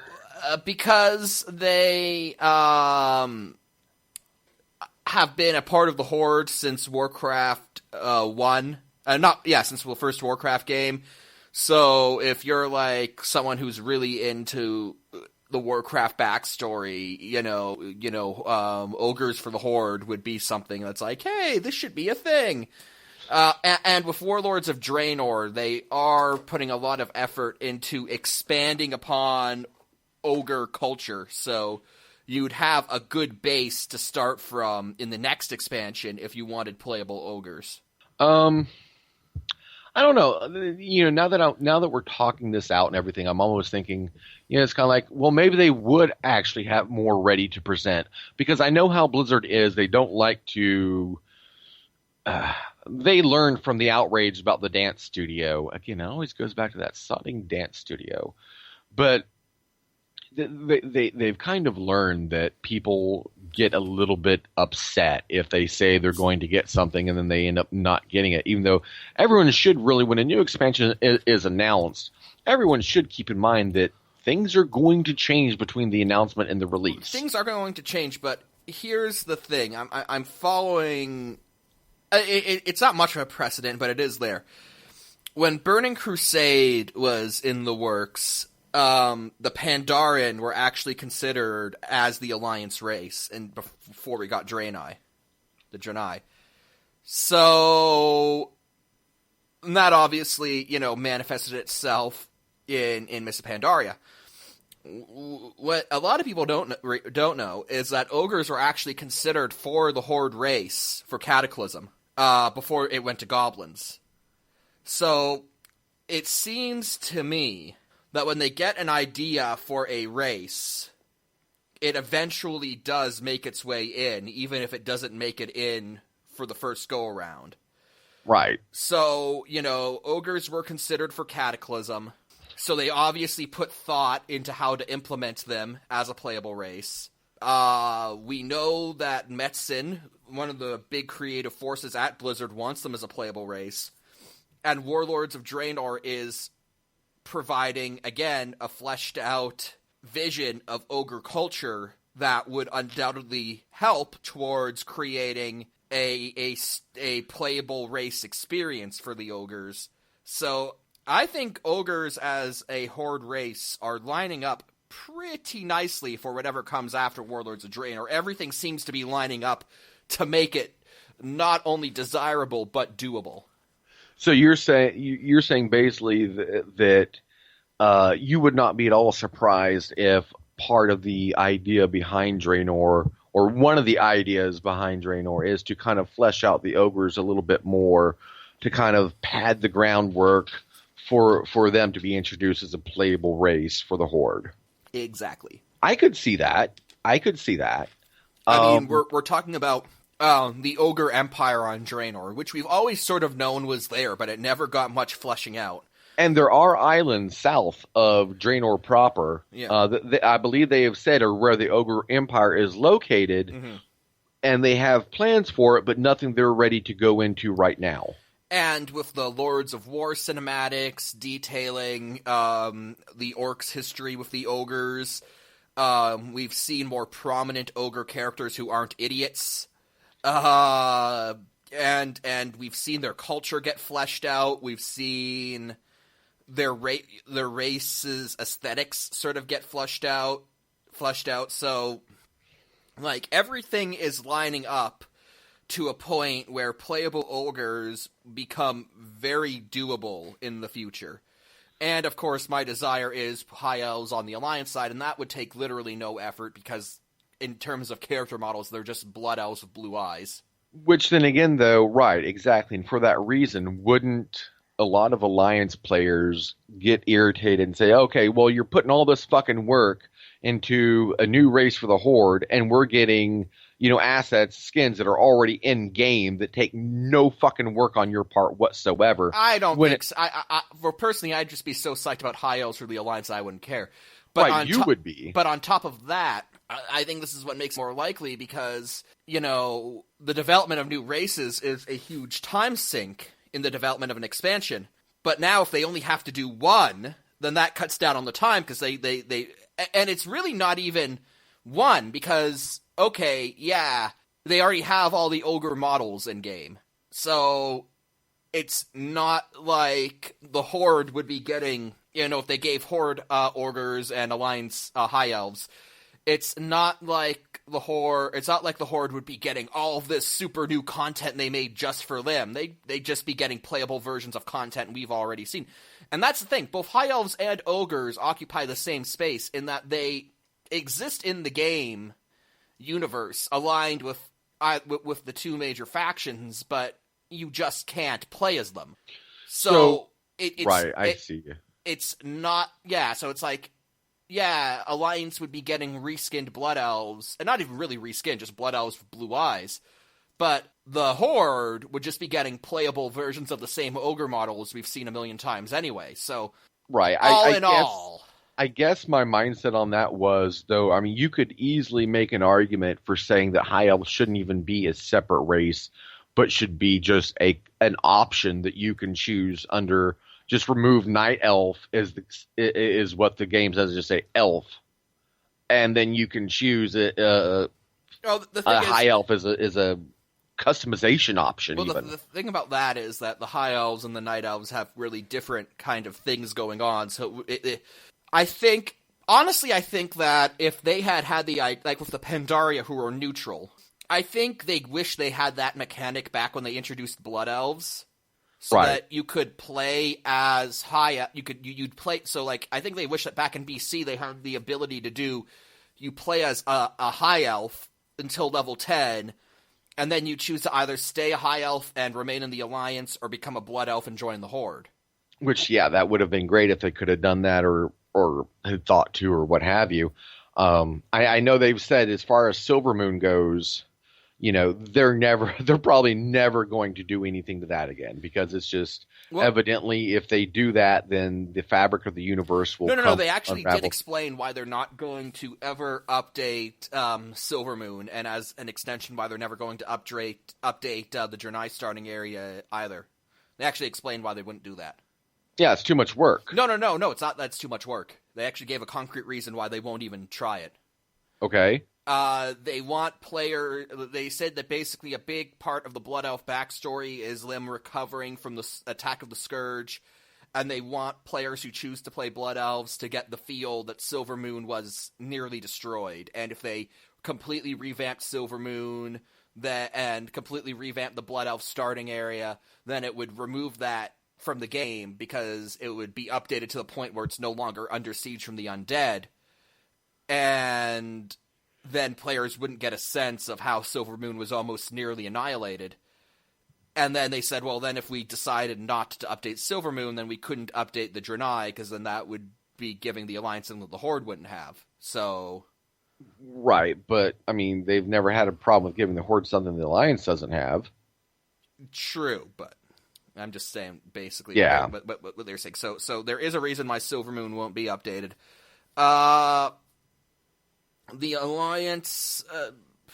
So basically, with the High Elves, you would be looking at, they would need it. You're saying, and I'm seeing what you're talking about now. It'd be almost equal work. You're taking two in-game models, mm-hmm. the High Elves and or the Blood Elves and the Ogres, making starting areas for each, because the High Elves would need their own starting area. Well, there's actually there's an interesting number of possibilities for the High Elves for starting area. In terms of High Elf lore, you could have them out of Dalaran. You could have them out of their lodge in the Arathi Highlands, which is one of the last High Elf settlements still around. Or there's always Northern Lordaeron, which is a zone in-game that you can't actually access. Right. It's on the map, and people have been speculating about what's there. And, I've seen what's there. Yeah, but you can't go there. I haven't gone there on a live server, but I've gone there in when I downloaded the alpha client for Cataclysm. You can basically once you download the client, it's the entire world is just not populated with anything, and you can put any model you choose in the world. I actually flew there as Deathwing. And I flew over, and it's actually just completely an untextured area altogether. At least as of 2010, but my point there is, was nothing there. My point is that people have taken bits and pieces from the lore and have speculated that there is a High Elf settlement in there. So if they wanted to, they could give that zone to High Elves. Which would make the most sense, because you have the undead starting area nearby, you have the blood elf starting area nearby. The setup of those areas of the surrounding zones from Northern Lordaeron are pretty much configured for new players, and then of course you have the Gilnean starting area nearby. That entire portion up there is very amicable towards that. Mm-hmm. So, I mean, that would make a lot of sense if that's what they went with. Yeah, that's sort of my thinking on that. I mean, and ogres. And the thing about ogres is that they're everywhere, so you could just plop them down anywhere you wanted for the Horde, honestly, and it wouldn't make much of a difference. So, now, the question here is, so we've already gone through what we don't think it would be in terms of an announcement, though you seem. Can you think of any reason why it would be a Warcraft RTS revamp or addition as opposed to a Warcraft expansion? Again, my big thinking, the main impetus for me thinking that it's going to be an RTS edition, and why it's going to be a reboot of the earlier RTS games, specifically Warcraft 1 and 2. Is, again, we know that they're working on them. They've said as much, and this is the big anniversary. 10 years for WoW, 20 years for Warcraft in general. So if they have something ready to show, this would be, if they have something ready to show on the remade games front, this would be the perfect time to show it off. Fair enough. I'm still going to disagree. I'm going to call it in favor of new WoW expansion, with a couple of chips also spread out on the table towards the idea of a possible new game altogether. But I'm putting most of my chips on new WoW expansion. Mm-hmm. Well, and let the record show that I'm pretty good at calling shit. Well, we'll see. I'm not counting out the possibility of a WoW expansion, but I really doubt it's going to be Warcraft 4. So. On that note, this has been part 2 of Bags 38. We will catch you later after the edit. Welcome to part 3 of episode 38 of Basically a Geek Show, sponsored by Monsanto. Really? Oh yeah, I worked that shit out when you weren't looking. It's cool, I forged your signature on the contract. I was hoping for the Totino's sponsorship. No, they keep ignoring our Twitter. They kept ignoring Greg when he was pestering them with the Basically a Sports Show Twitter. Because, like, that's like practically all I fucking eat. Well, the problem was, and this really bugged me, is that, you know, Greg and Andy, when Andy was with us on Bass, you know, they kept pestering Tostinos on Twitter. And it's not like Tostinos has a huge Twitter following. Yeah. And it's like, you fuckers, like, you can't afford to ignore us. Yeah, you need us more than we need you. So unfortunately, the Tostinos sponsorship still in the works. We're still, you know, sorting that out. But let's get on with part 3 of episode 38. This is actually the only part we're recording on our standard record date. It's kind of just funny how that happened. But where do you want to start? Marvel or Transformers? Let's fuck it. Let's talk about R.I. Derp for a minute.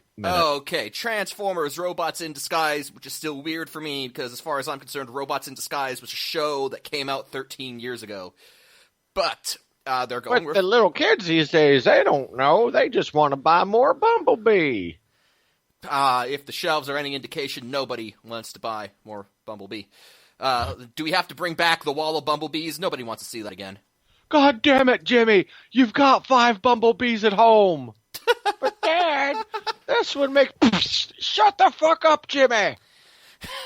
That's really the movie toy line's problem. That was really the movie toy line's problem. It's like, yeah, you gave Optimus and Bumblebee new character designs for the first time in 4 movies, but most people don't care or know.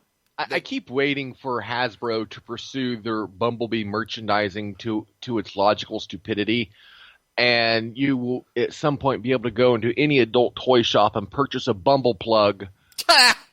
Honestly, I think it kind of reached that point. Again, the wall of Bumblebees. We had 4 different Bumblebees clogging up a toy shelf from 3 different toy lines. Like, I think that was the apex of the Bumblebees. But now you can have Bumblebee clogging up your poop chute. Oh. Well, let's... Not that some of them probably didn't end up there anyways. Well, let's face it. Let's get to the Robots in Disguise stuff. Some new, we've got a steady stream of news since Hasbro released those teasers at those trailers at New York Comic Con. And this show just keeps looking progressively more annoying. It kind of does. And so what they've done is Hasbro Studios has released the bios for the main Autobot cast. And we're just going to go through these, kind of give our thoughts. But let's start with Bumblebee. He is the star of the show, which is strike 1 against it. Our yellow and black Autobot maintains... That's racist! Our yellow and black Autobot maintains a boundless optimism and taste for adventure. Although Bumblebee may be completely no-nonsense in the field when he's up against the baddest of the bad, once he's back on Earth, we'll see his mettle tested by his underlings. Think Arnold in Kindergarten Cop. And while the members of B's Earth-based squad may be loose cannons, they will eventually learn to be in this together and apply their talents to the cause of good. Okay, first off, why in the name of all that is holy and good would they willingly invoke the name of Kindergarten Cop? That's the positive example they chose. That's the positive parallel they chose to emphasize. That's like if they had compared him to like a Draenor enema, it probably would bring a more positive context in my mind than fucking Kindergarten Cop. Did they even see that goddamn movie? Oh God, I don't. God. And going through some of these, synopses or whatever the fuck they are. Well, we'll get to all of them. They're rife with comparisons that just make me want to punch orphans in the face. This is the least offensive. They're written by people they're written by. They sound like they're written by marketing executives who are trying to sound hip, like someone who doesn't quite understand what's in, but is trying to sound in. Yeah, but Kindergarten Cop was never in. It's not, but like I don't know, like Arnold Schwarzenegger's kind of become somewhat of a meme. So I don't know. I guess. But let's move on to Sideswipe. Oh yeah. This is probably the most spectacularly stupid one. A street smart, fast thinking, rebellious bot. So right there, let's just stop right there. Right there, that's a bunch of buzzwords that don't actually mean anything. Right. Yeah. That's just you've already established the character as a walking cliche with no redeeming value. Right with that sentence. Pretty much. But let us trudge on. Think of Sideswipe as the Deadpool of the group. Jack, you're a Deadpool fan. How do you feel about that? Just finish the damn synopsis, Mike, and I'll rant afterwards. Our somewhat of a lone wolf feels he needs to look out for himself, and wishes Strongarm would cut him a break with all of her rules and regulations. But when push comes to shove, he heeds the call to action. He will even be known to try to take advantage of some of the other more gullible bots. Sideswipe is cool under pressure, and he's quick with his words and hands. He's all about getting the drop on his opponent and looking cool doing it. He will not only learn that it's, quote, cool to respect authority, but that he in turn has grown to be something of an authority figure to Russell, one of our humans on Earth. Okay. So, this one here is the one that made me pretty much just walk away from the computer for a moment, and I went in the bathroom, and I lit a bottle rocket, and I crammed it in my dick hole!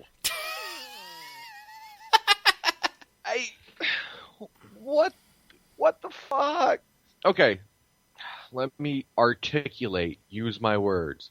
First off, they start off with a comparison to Deadpool, and why would you use that comparison to anything that is aimed at children? I don't know, because both Sideswipe and Deadpool are red and black.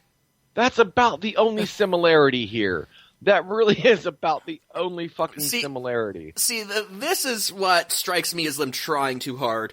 Because the thing about Deadpool is, when Deadpool reached his height, like, they weren't trying to be cool or to be out there. They just had a really cool idea, and the writers ran with it. I think they were probably just fucking around. More or less, like, yeah. Let's just write this because it's fun. Exactly. But once it got really popular, though, and once Marvel realized that, they started overexposing the character. The character sort of became aware of his popularity. They just overdid it, essentially. And so that's the thing about Deadpool, is that if you try to be cool like Deadpool, it doesn't work. And if that's the way they're going with this, if they're going to try to invoke that character, it's going to fail miserably. Again, though, I mean, this is a children's show. There's no way you could even have a similar personality type and it be compatible with children. And then they reinforce that by coming right around to the end with this whole after-school special. It's bollocks. Cool to respect authority. Right. Yeah. So they make the worst comparison that you can possibly make when describing a character for a children's show, and then they turn right around and negate their hip new pop culture speak with this cool to respect authority bollocks. And what the fuck? Oh yeah, it's a mess. Okay, Deadpool in the comics is never going to respect authority, ever. And yeah, this just reads like an after-school special. Like, he's gonna learn it's cool to listen to your teachers. That seems like the extent of that. Yeah, but I actually read all of these kind of in that voice because they are self-parody. These things are self-fucking parody. Of PSA. Yeah. Their self-parody of those people, and I've got first-person experience with this, those people who come to high schools and middle schools and then rap to kids about how it's cool to say no to drugs. These read as parodies of that. Like, someone... I kind of hope whoever wrote this was doing this in sort of the self-aware style, and this is sort of like this meta joke. You know, the ironic thing is that, going off the reservation for a moment, they've done studies that show that in school districts that are frequented by these fucking ass clowns that do that, rapping about not taking drugs, drug use is actually higher. Well, no, of course, you've got to be fucking stoned to make it through one of those, like, presentations. Yeah. But, yeah, like, this is three-pronged fail. The Deadpool comparison is just stupid and reeks of them trying too hard. The first part about he's a street smart, fast-thinking, rebellious bot has immediately turned him into a cliche in my mind. And the cool to respect authority is a really lame sort of after-school PSA thing that is just not working. Basically, all aboard the lame train, destination Tropeville. Exactly. Sideswipe is a character that, after reading that synopsis, I hope that Starscream comes back and then shoves a null ray up his ass, because, god damn it, that's the only way Sideswipe's story in the show will end with me feeling happy about it. Yeah. Let's go on to Strong Arm. This is the one a lot of people are excited about because it's a female Autobot, but her character design, as we talked about and we covered the figures, is very... it kind of defies the expectations we think of when someone's designing a female... And will inspire, I'm still calling this, will inspire the most lesbian fan fiction since Xena was on TV. I want to disagree with that, but it's the internet, so I know you're right. Yeah. So let's get on with Strong Arm. Strong Arm is staunchly dedicated to her career in law enforcement and can't imagine a world where everyone doesn't follow the letter of law, i.e. the rules! Strong Arm is... Emphasis is theirs, not mine, by the way. Strong Arm is completely earnest and possesses a worldview devoid of shades of gray. Exposing Strong Hopefully Arm... all 50 of them. They're just throwing a softball to the internet. Yeah. Now they're just throwing a softball right down the middle to the internet. Oh, no. Exposing Strong Arm to any criminal behavior instantly flips the switch that activates her righteous sense of justice. Wherein... So she's a bipolar spazbot. Wherein Rip? Who's Rip? Rip becomes a single-minded, unstoppable, zero-tolerance machine. Becoming a member of B's supreme team is a dream come true, and she'll do everything in her power not to disappoint him. Her personal growth as a bot will be explored throughout the series. Sometimes it's hard to let go of protocol, but on Earth she'll have to learn to bend a little more, because not everything is so easy and cut and dry. But, God... Okay, the first thing that... I'm disappointed because there was not one Beverly Hills Cop reference. There wasn't even a Starsky and Hutch.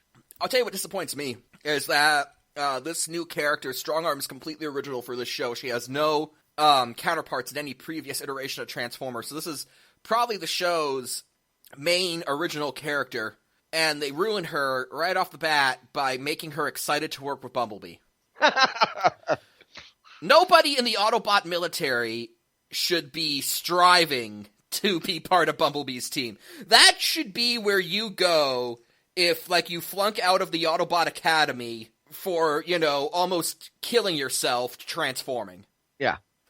Okay, how dejected is Autobot morale that Bumblebee's stature is something that one aspires to attain? I don't, I really hope that there's a huge Autobot army being led by Ultra Magnus that is, competent.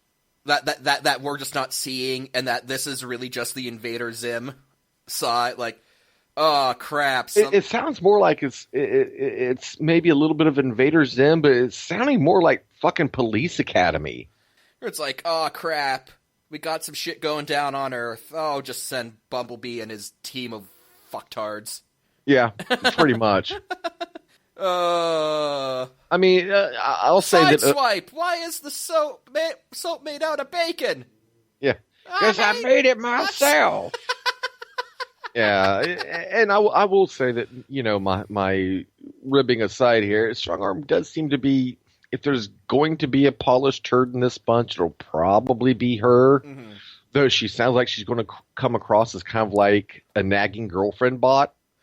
She kind of almost sounds like a female version of Ultra Magnus from both Prime and the More Than Meets the Eye comic strip, where he's very into protocol and that sort of thing. That kind of seems that's going to be her deal, and this whole thing's going to be like, sometimes you got to bend the rules. Yeah, and you know, you got her and you got Sideswipe, which just sounds like every buddy cop movie. Yeah, exactly. Like ever made. Exactly. You put Strong Arm with Sideswipe, and you've basically got Starsky and Hutch Cybertronian edition. Pretty much, yeah. Like all we need now is Ultra Magnus being like, Sideswipe,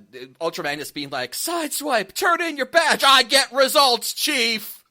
You're a loose cannon. Yeah. And now we have Grimlock, a proverbial Neanderthal with a huge heart. Now that's racist. I know, right? Grimlock is a Dinobot that fights hard and plays hard. In fact, he's the strongest in our new Autobot group. Grimlock was unjustly imprisoned eons ago for his looks and not his deeds. That's racist! In fact, Grimlock initially joins up with Team B simply because he didn't want to miss out on the quote-unquote fun of a monster beatdown. On the downside, Grimlock can be a tad gullible, a little too in the moment, clumsy, and then there's the teeny tiny detail that a T-Rex isn't exactly the most discreet disguise for an alien. Well, at least they're acknowledging that the T-Rex alt mode kind of goes against their whole disguise thing they seem to be pushing in this show. Yeah, they do. So basically, Grimlock is Grimlock. Grimlock, but what I'm interested in is that he was apparently imprisoned just for being a Dinobot. Yeah, he was imprisoned because he's a Dinobot. Maybe he refused to give up his seat on the shuttle. I don't know. Me, Grimlock, tired.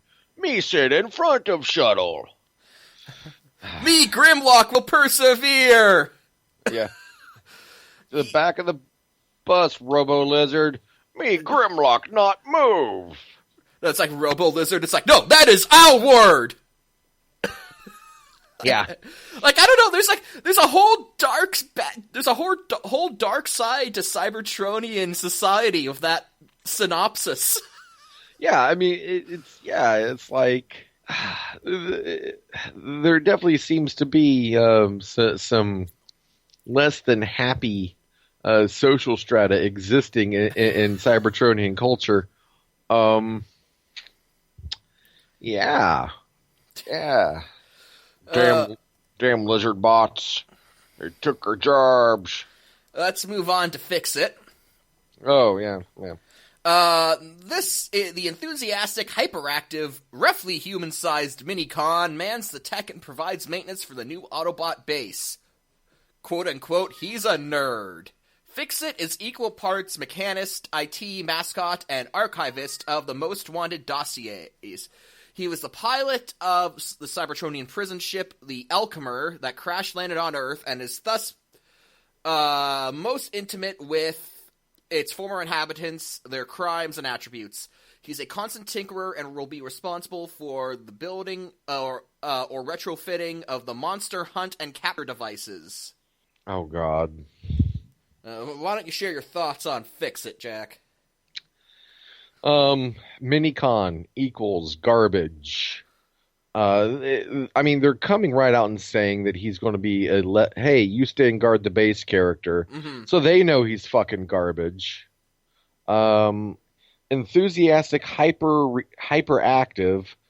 So he's going to grate on my nerves, and I'm going to want to put him in a wood chipper. Mm-hmm. As if I didn't already, just because he's a fucking minicon. Racist. I know, right? Intimate with the inhabitants. I'm going to leave that one alone and take care of it's a prison itself. ship. I guess he was on watching the soap drop duty. Yeah, no. And they say that he's the pilot of the ship, and then that it crashed. So he's evidently grossly incompetent at his fucking job. Indeed. And I don't know. And then at the end you have monster hunt and capture devices in all caps. So this just reeks, drips, exudes, farts up the air, and leaves it unbreathable for days with shit-ass, retarded fucking gimmick. Indeed. This entire show is going to be a... You know what the show's going to be? It's going to be Power Rangers, where each week they fight a different monster. And again, like most of these, Fix-It just reeks of being overused trope. He's the tech nerd. So let us move on to the last synopsis they provided for us, Optimus Prime. Now, Optimus Prime, of course, died at the end of Prime in the TV movie Predacons Rising. So let's see. Which featured very few actual fucking Predacons. Indeed. Could we get some Predacons in your Predacon movie? Yeah. Alright, so let's talk about Optimus Prime. Optimus Prime returns. He will principally serve as a guide to Bumblebee when he needs OP's help the most. Optimus Prime's real journey and challenge will involve meeting his predecessors, the 12 Primes that preceded him. The story will play itself out during the course of the first season. In this series, Bumblebee must learn to fill Optimus Prime's shoes as team leader. His new recruits need to function as a well-oiled machine, and Optimus Prime will need to fulfill his destiny and achieve the next step in his evolution into Optimus Supreme, all before our new baddies join forces and roll out. So Optimus Prime basically is going to pop some peyote in the afterlife, and he's going to then have to explain to all the others how he fucked up by leaving Bumblebee in charge. Yeah, I can't wait till he sees some of his perhaps more immediate predecessors like Sentinel Prime or Nova Prime, and they're all like, and who did you pass the Matrix on to continue our proud lineage? That. Yeah. Yeah.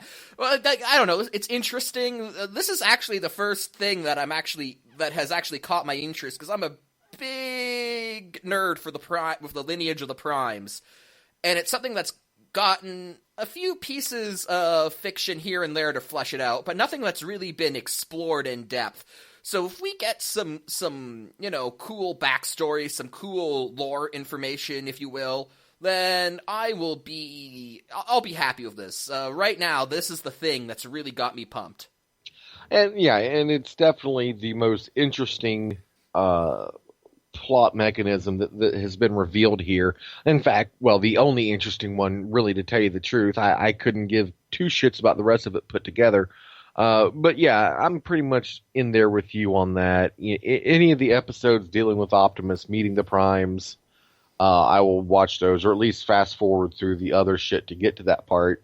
And that's pretty much where I'm sitting with this. What I'm interested in is that at New York Comic Con, they hinted that Optimus Prime would actually return to life, and if that is the case, then I find that hilarious, because it's like at the end of Predacons Rising, where he's like, you have all proven yourself worthy of being a Prime, and now the age of Primes is over, and you will choose your own leaders. So I want to see when Prime comes back in this show, and he's like, remember when I said that you were all worthy of being Prime? Apparently I was wrong. Yeah. I've got to come back to sort out your problems. Pretty much.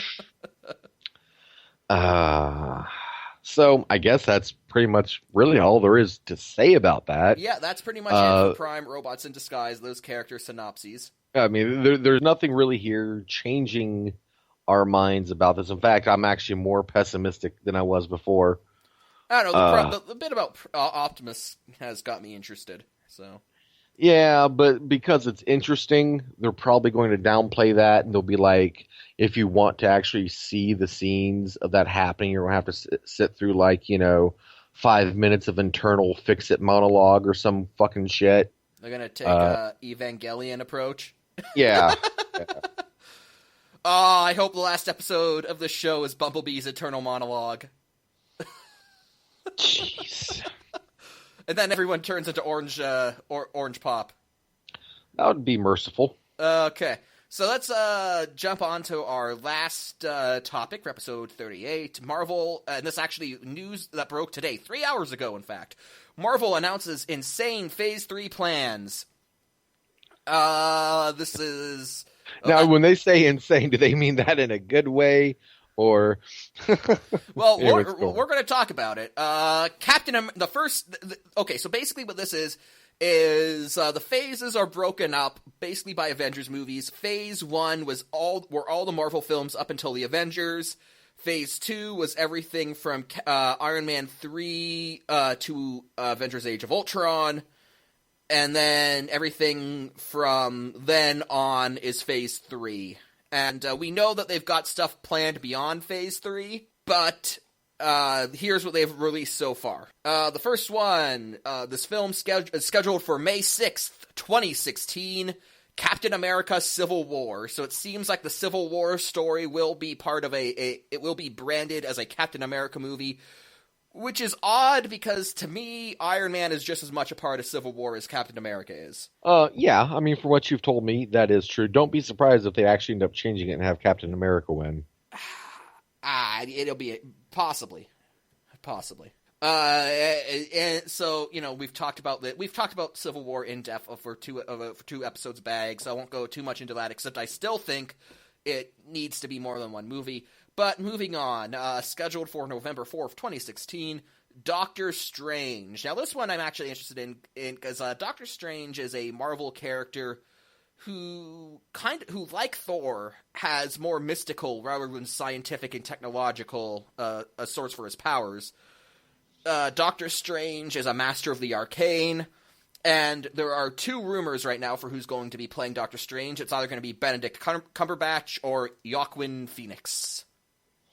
Oh, God. I'm hoping for Cumberbatch. If it's if it's Joaquin Phoenix, I'll be disappointed, but I'll still give it a chance because Doctor Strange is interesting. He's cool. I think that could this could really be Marvel's chance to sort of change it up, seeing as Doctor Strange opens so many doors for them to do different things. It could really freshen up the Marvel Cinematic Universe. Scheduled for May 5th, 2017, Guardians of the Galaxy 2. First Guardians of the Galaxy made something like $600 million. I expect Guardians of the Galaxy 2 to make just as much. Again, it's Guardians of the Galaxy. It's a book I'm not really all that familiar with. Most people aren't, actually. So what they choose to do with it, completely up in the air, but the great thing about Guardians of the Galaxy is that it's kind of the whole universe is basically open to them, so there's no shortage of stories there. So, not much to say beyond that, except that Marvel, with the first one, built a successful Guardians of the Galaxy brand, and this is just probably going to be more of the same. Scheduled for July 28th, 2017, Thor Ragnarok. This is again pretty self-explanatory. Thor is based on the Norse god Thor. Ragnarok is basically Armageddon in the Norse religion. So, Loki 5! Yeah, probably. Loki's probably going to be involved because can't have a movie without Loki. With Thor also show. It would be nice if Thor could finally get to star in a Thor movie. That would be Shut the hell up. That'll never happen. You're crazy. That would be super. Fucking crazy. November 3rd, 2017, Black Panther.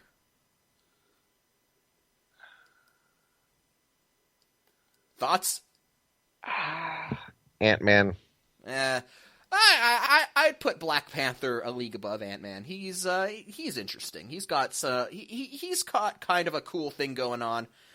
I kind of almost see him and Doctor Strange in the same boat in that Black Panther is he doesn't have the same scientific or technical kind of flavor to his backstory. You can use Black Panther to sort of tell some stories that aren't necessarily that aren't necessarily, they don't necessarily feel the same. It could be a good chance for them to, again, shake things up and maybe make a different kind of movie. Following that, July 6th, 2018, Captain Marvel. Now, Captain Marvel is sort of an interesting character. Captain Marvel has been many actual characters within the Marvel Cinematic Universe. Well, not cinematic, the Marvel comic universe. So who exactly she's going to be is up in the air. If I had to guess, the current one is Carol Danvers. If I had to guess, that's who they'd make it. But I'm going to be honest. My Captain Marvel is one of those heroes that I haven't really read up much on, so I can't really share very many of my thoughts there, except that if they go with Carol Danvers, it'll be a good chance to break Marvel into the female superhero genre, which is something that, compared to DC, they lack, seeing as DC has the rights to the most famous female superhero. So Captain Marvel, if they pull it off right, could be a successful answer to that. November 2nd, 2018, The Inhumans. The Inhumans is it's one of those teams that, it's one of those lesser-known Marvel teams. They're really sort of, how to explain this? They're sort of mutants, but not in the X-Men sort of way. They're sort of, evolutionary. Generic? No, they're sort of evolutionary offshoots where they're humans with animal traits, and they kind of have their own society in Antarctica. Sure, why the fuck not? So that's sort of the Inhumans thing. Honestly, this is the one that I'm probably the least interested in. Because, okay, we've got Guardians of the Galaxy, and we've got the Avengers. We don't need to be adding another team to further clog things up.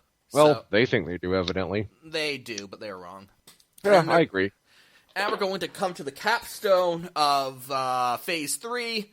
It's actually a two-parter.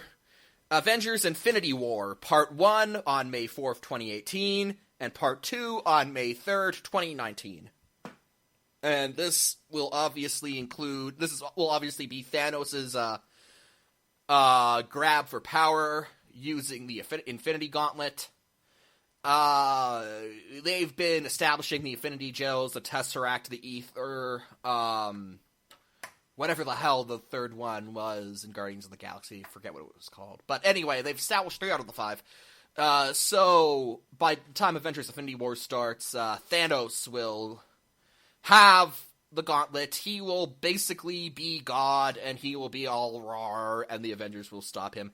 We've known this story is happening since Thanos popped up at in the after credits scene for Avengers 1. The big news isn't that this story is happening. Again, we've known that. It's that it's going to be a two-parter. Yeah, which, again, we have this annoying trend of them splitting things, or of movies being split up like, I don't know. Yeah, that is annoying. But my question is, there's going to be a year's gap between Part 1 and Part 2 of Infinity War. What's going to fill that gap? Presumably nothing. I mean, it's kind of also irritating that there's going to be, a 4-year gap between Avengers 2 and this one. 3 to 4 years, yeah. I mean, that's kind of... Age of Ultron will come out in 2015, so it'll be 3 years between that one and Infinity War, and then 4 years between that one and the second part. But, again, my question, because, okay, they seem to have staggered these films relatively well. We've got May 6th, 2016, November 4th, 2016, May 5th, 2017, July 28th, 2017, November 3rd, 2017, July 6th, 2018, November 2nd, 2018, May 4th, 2018. Okay, I see what's going to happen. So we're going to have Captain Marvel and the Inhumans will actually take place after the Avengers, the first one.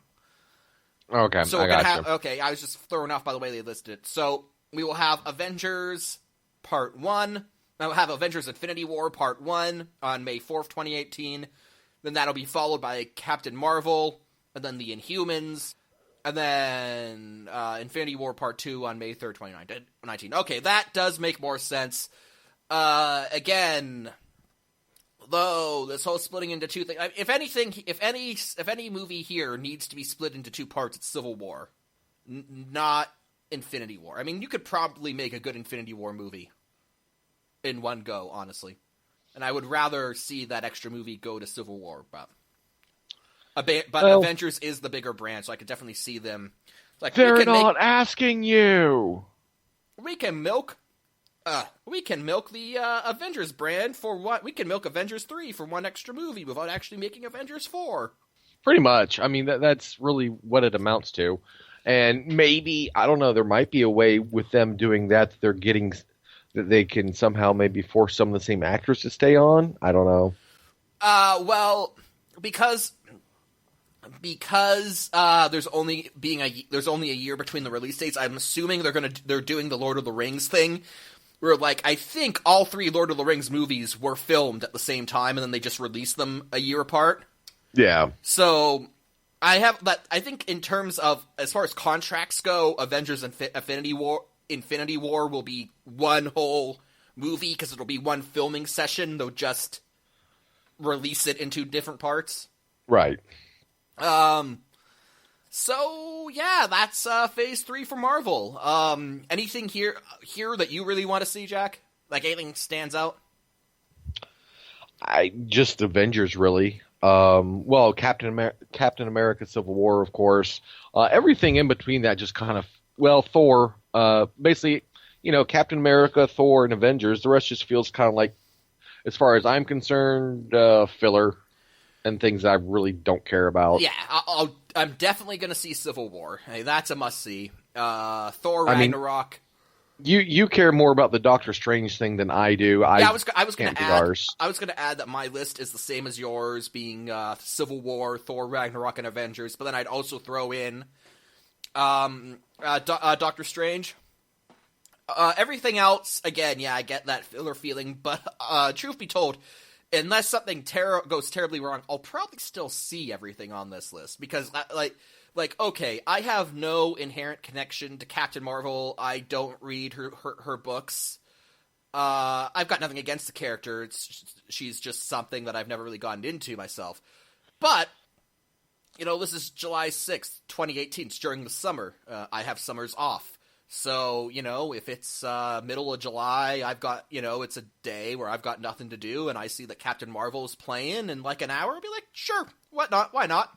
It'll kill an afternoon. And, same with a lot of these things. That's really the thing about Marvel, is that even if you don't care about a franchise, because it's all interconnected, if you find yourself with some spare change in your wallet and some spare time to kill, and one of these happens to be in the theater, it's not a bad option to go check it out. Like, maybe you're not into it, but it's like, Guardians of the Galaxy 1 wasn't that bad. Guardians of the Galaxy 2 is playing. I've got $20 to blow. Why not? If you catch my drift. Yeah, no, I get you. I tend to be a lot more conservative about what I'll see in the theater than you do. Mm-hmm. Than you are. It usually takes something pretty damn monumentous to get me to go to the theater. Mm-hmm. So, because frankly, when you're 6'7", leg room is at a premium. Indeed. Fair point, sir. Fair point. But with that, we're gonna draw this patchwork episode to a close. This has been episode 38 of Basically a Geek Show. You can check us out on Twitter at A Geek Show. Send us an email at basicallygeekshow@gmail.com. We are on iTunes, Stitcher, Spreaker, YouTube. You can catch us... was I about to say? Oh, yeah, you can all that other stuff. All that other stuff that we're on. You can catch us at sportslogos.net. Basically a sports show forum. You can catch us at tfw2005.com, forums.tige2.org, and of course, basically a sportshow.com. For Jack, this is Mike, signing off. Good night, everybody.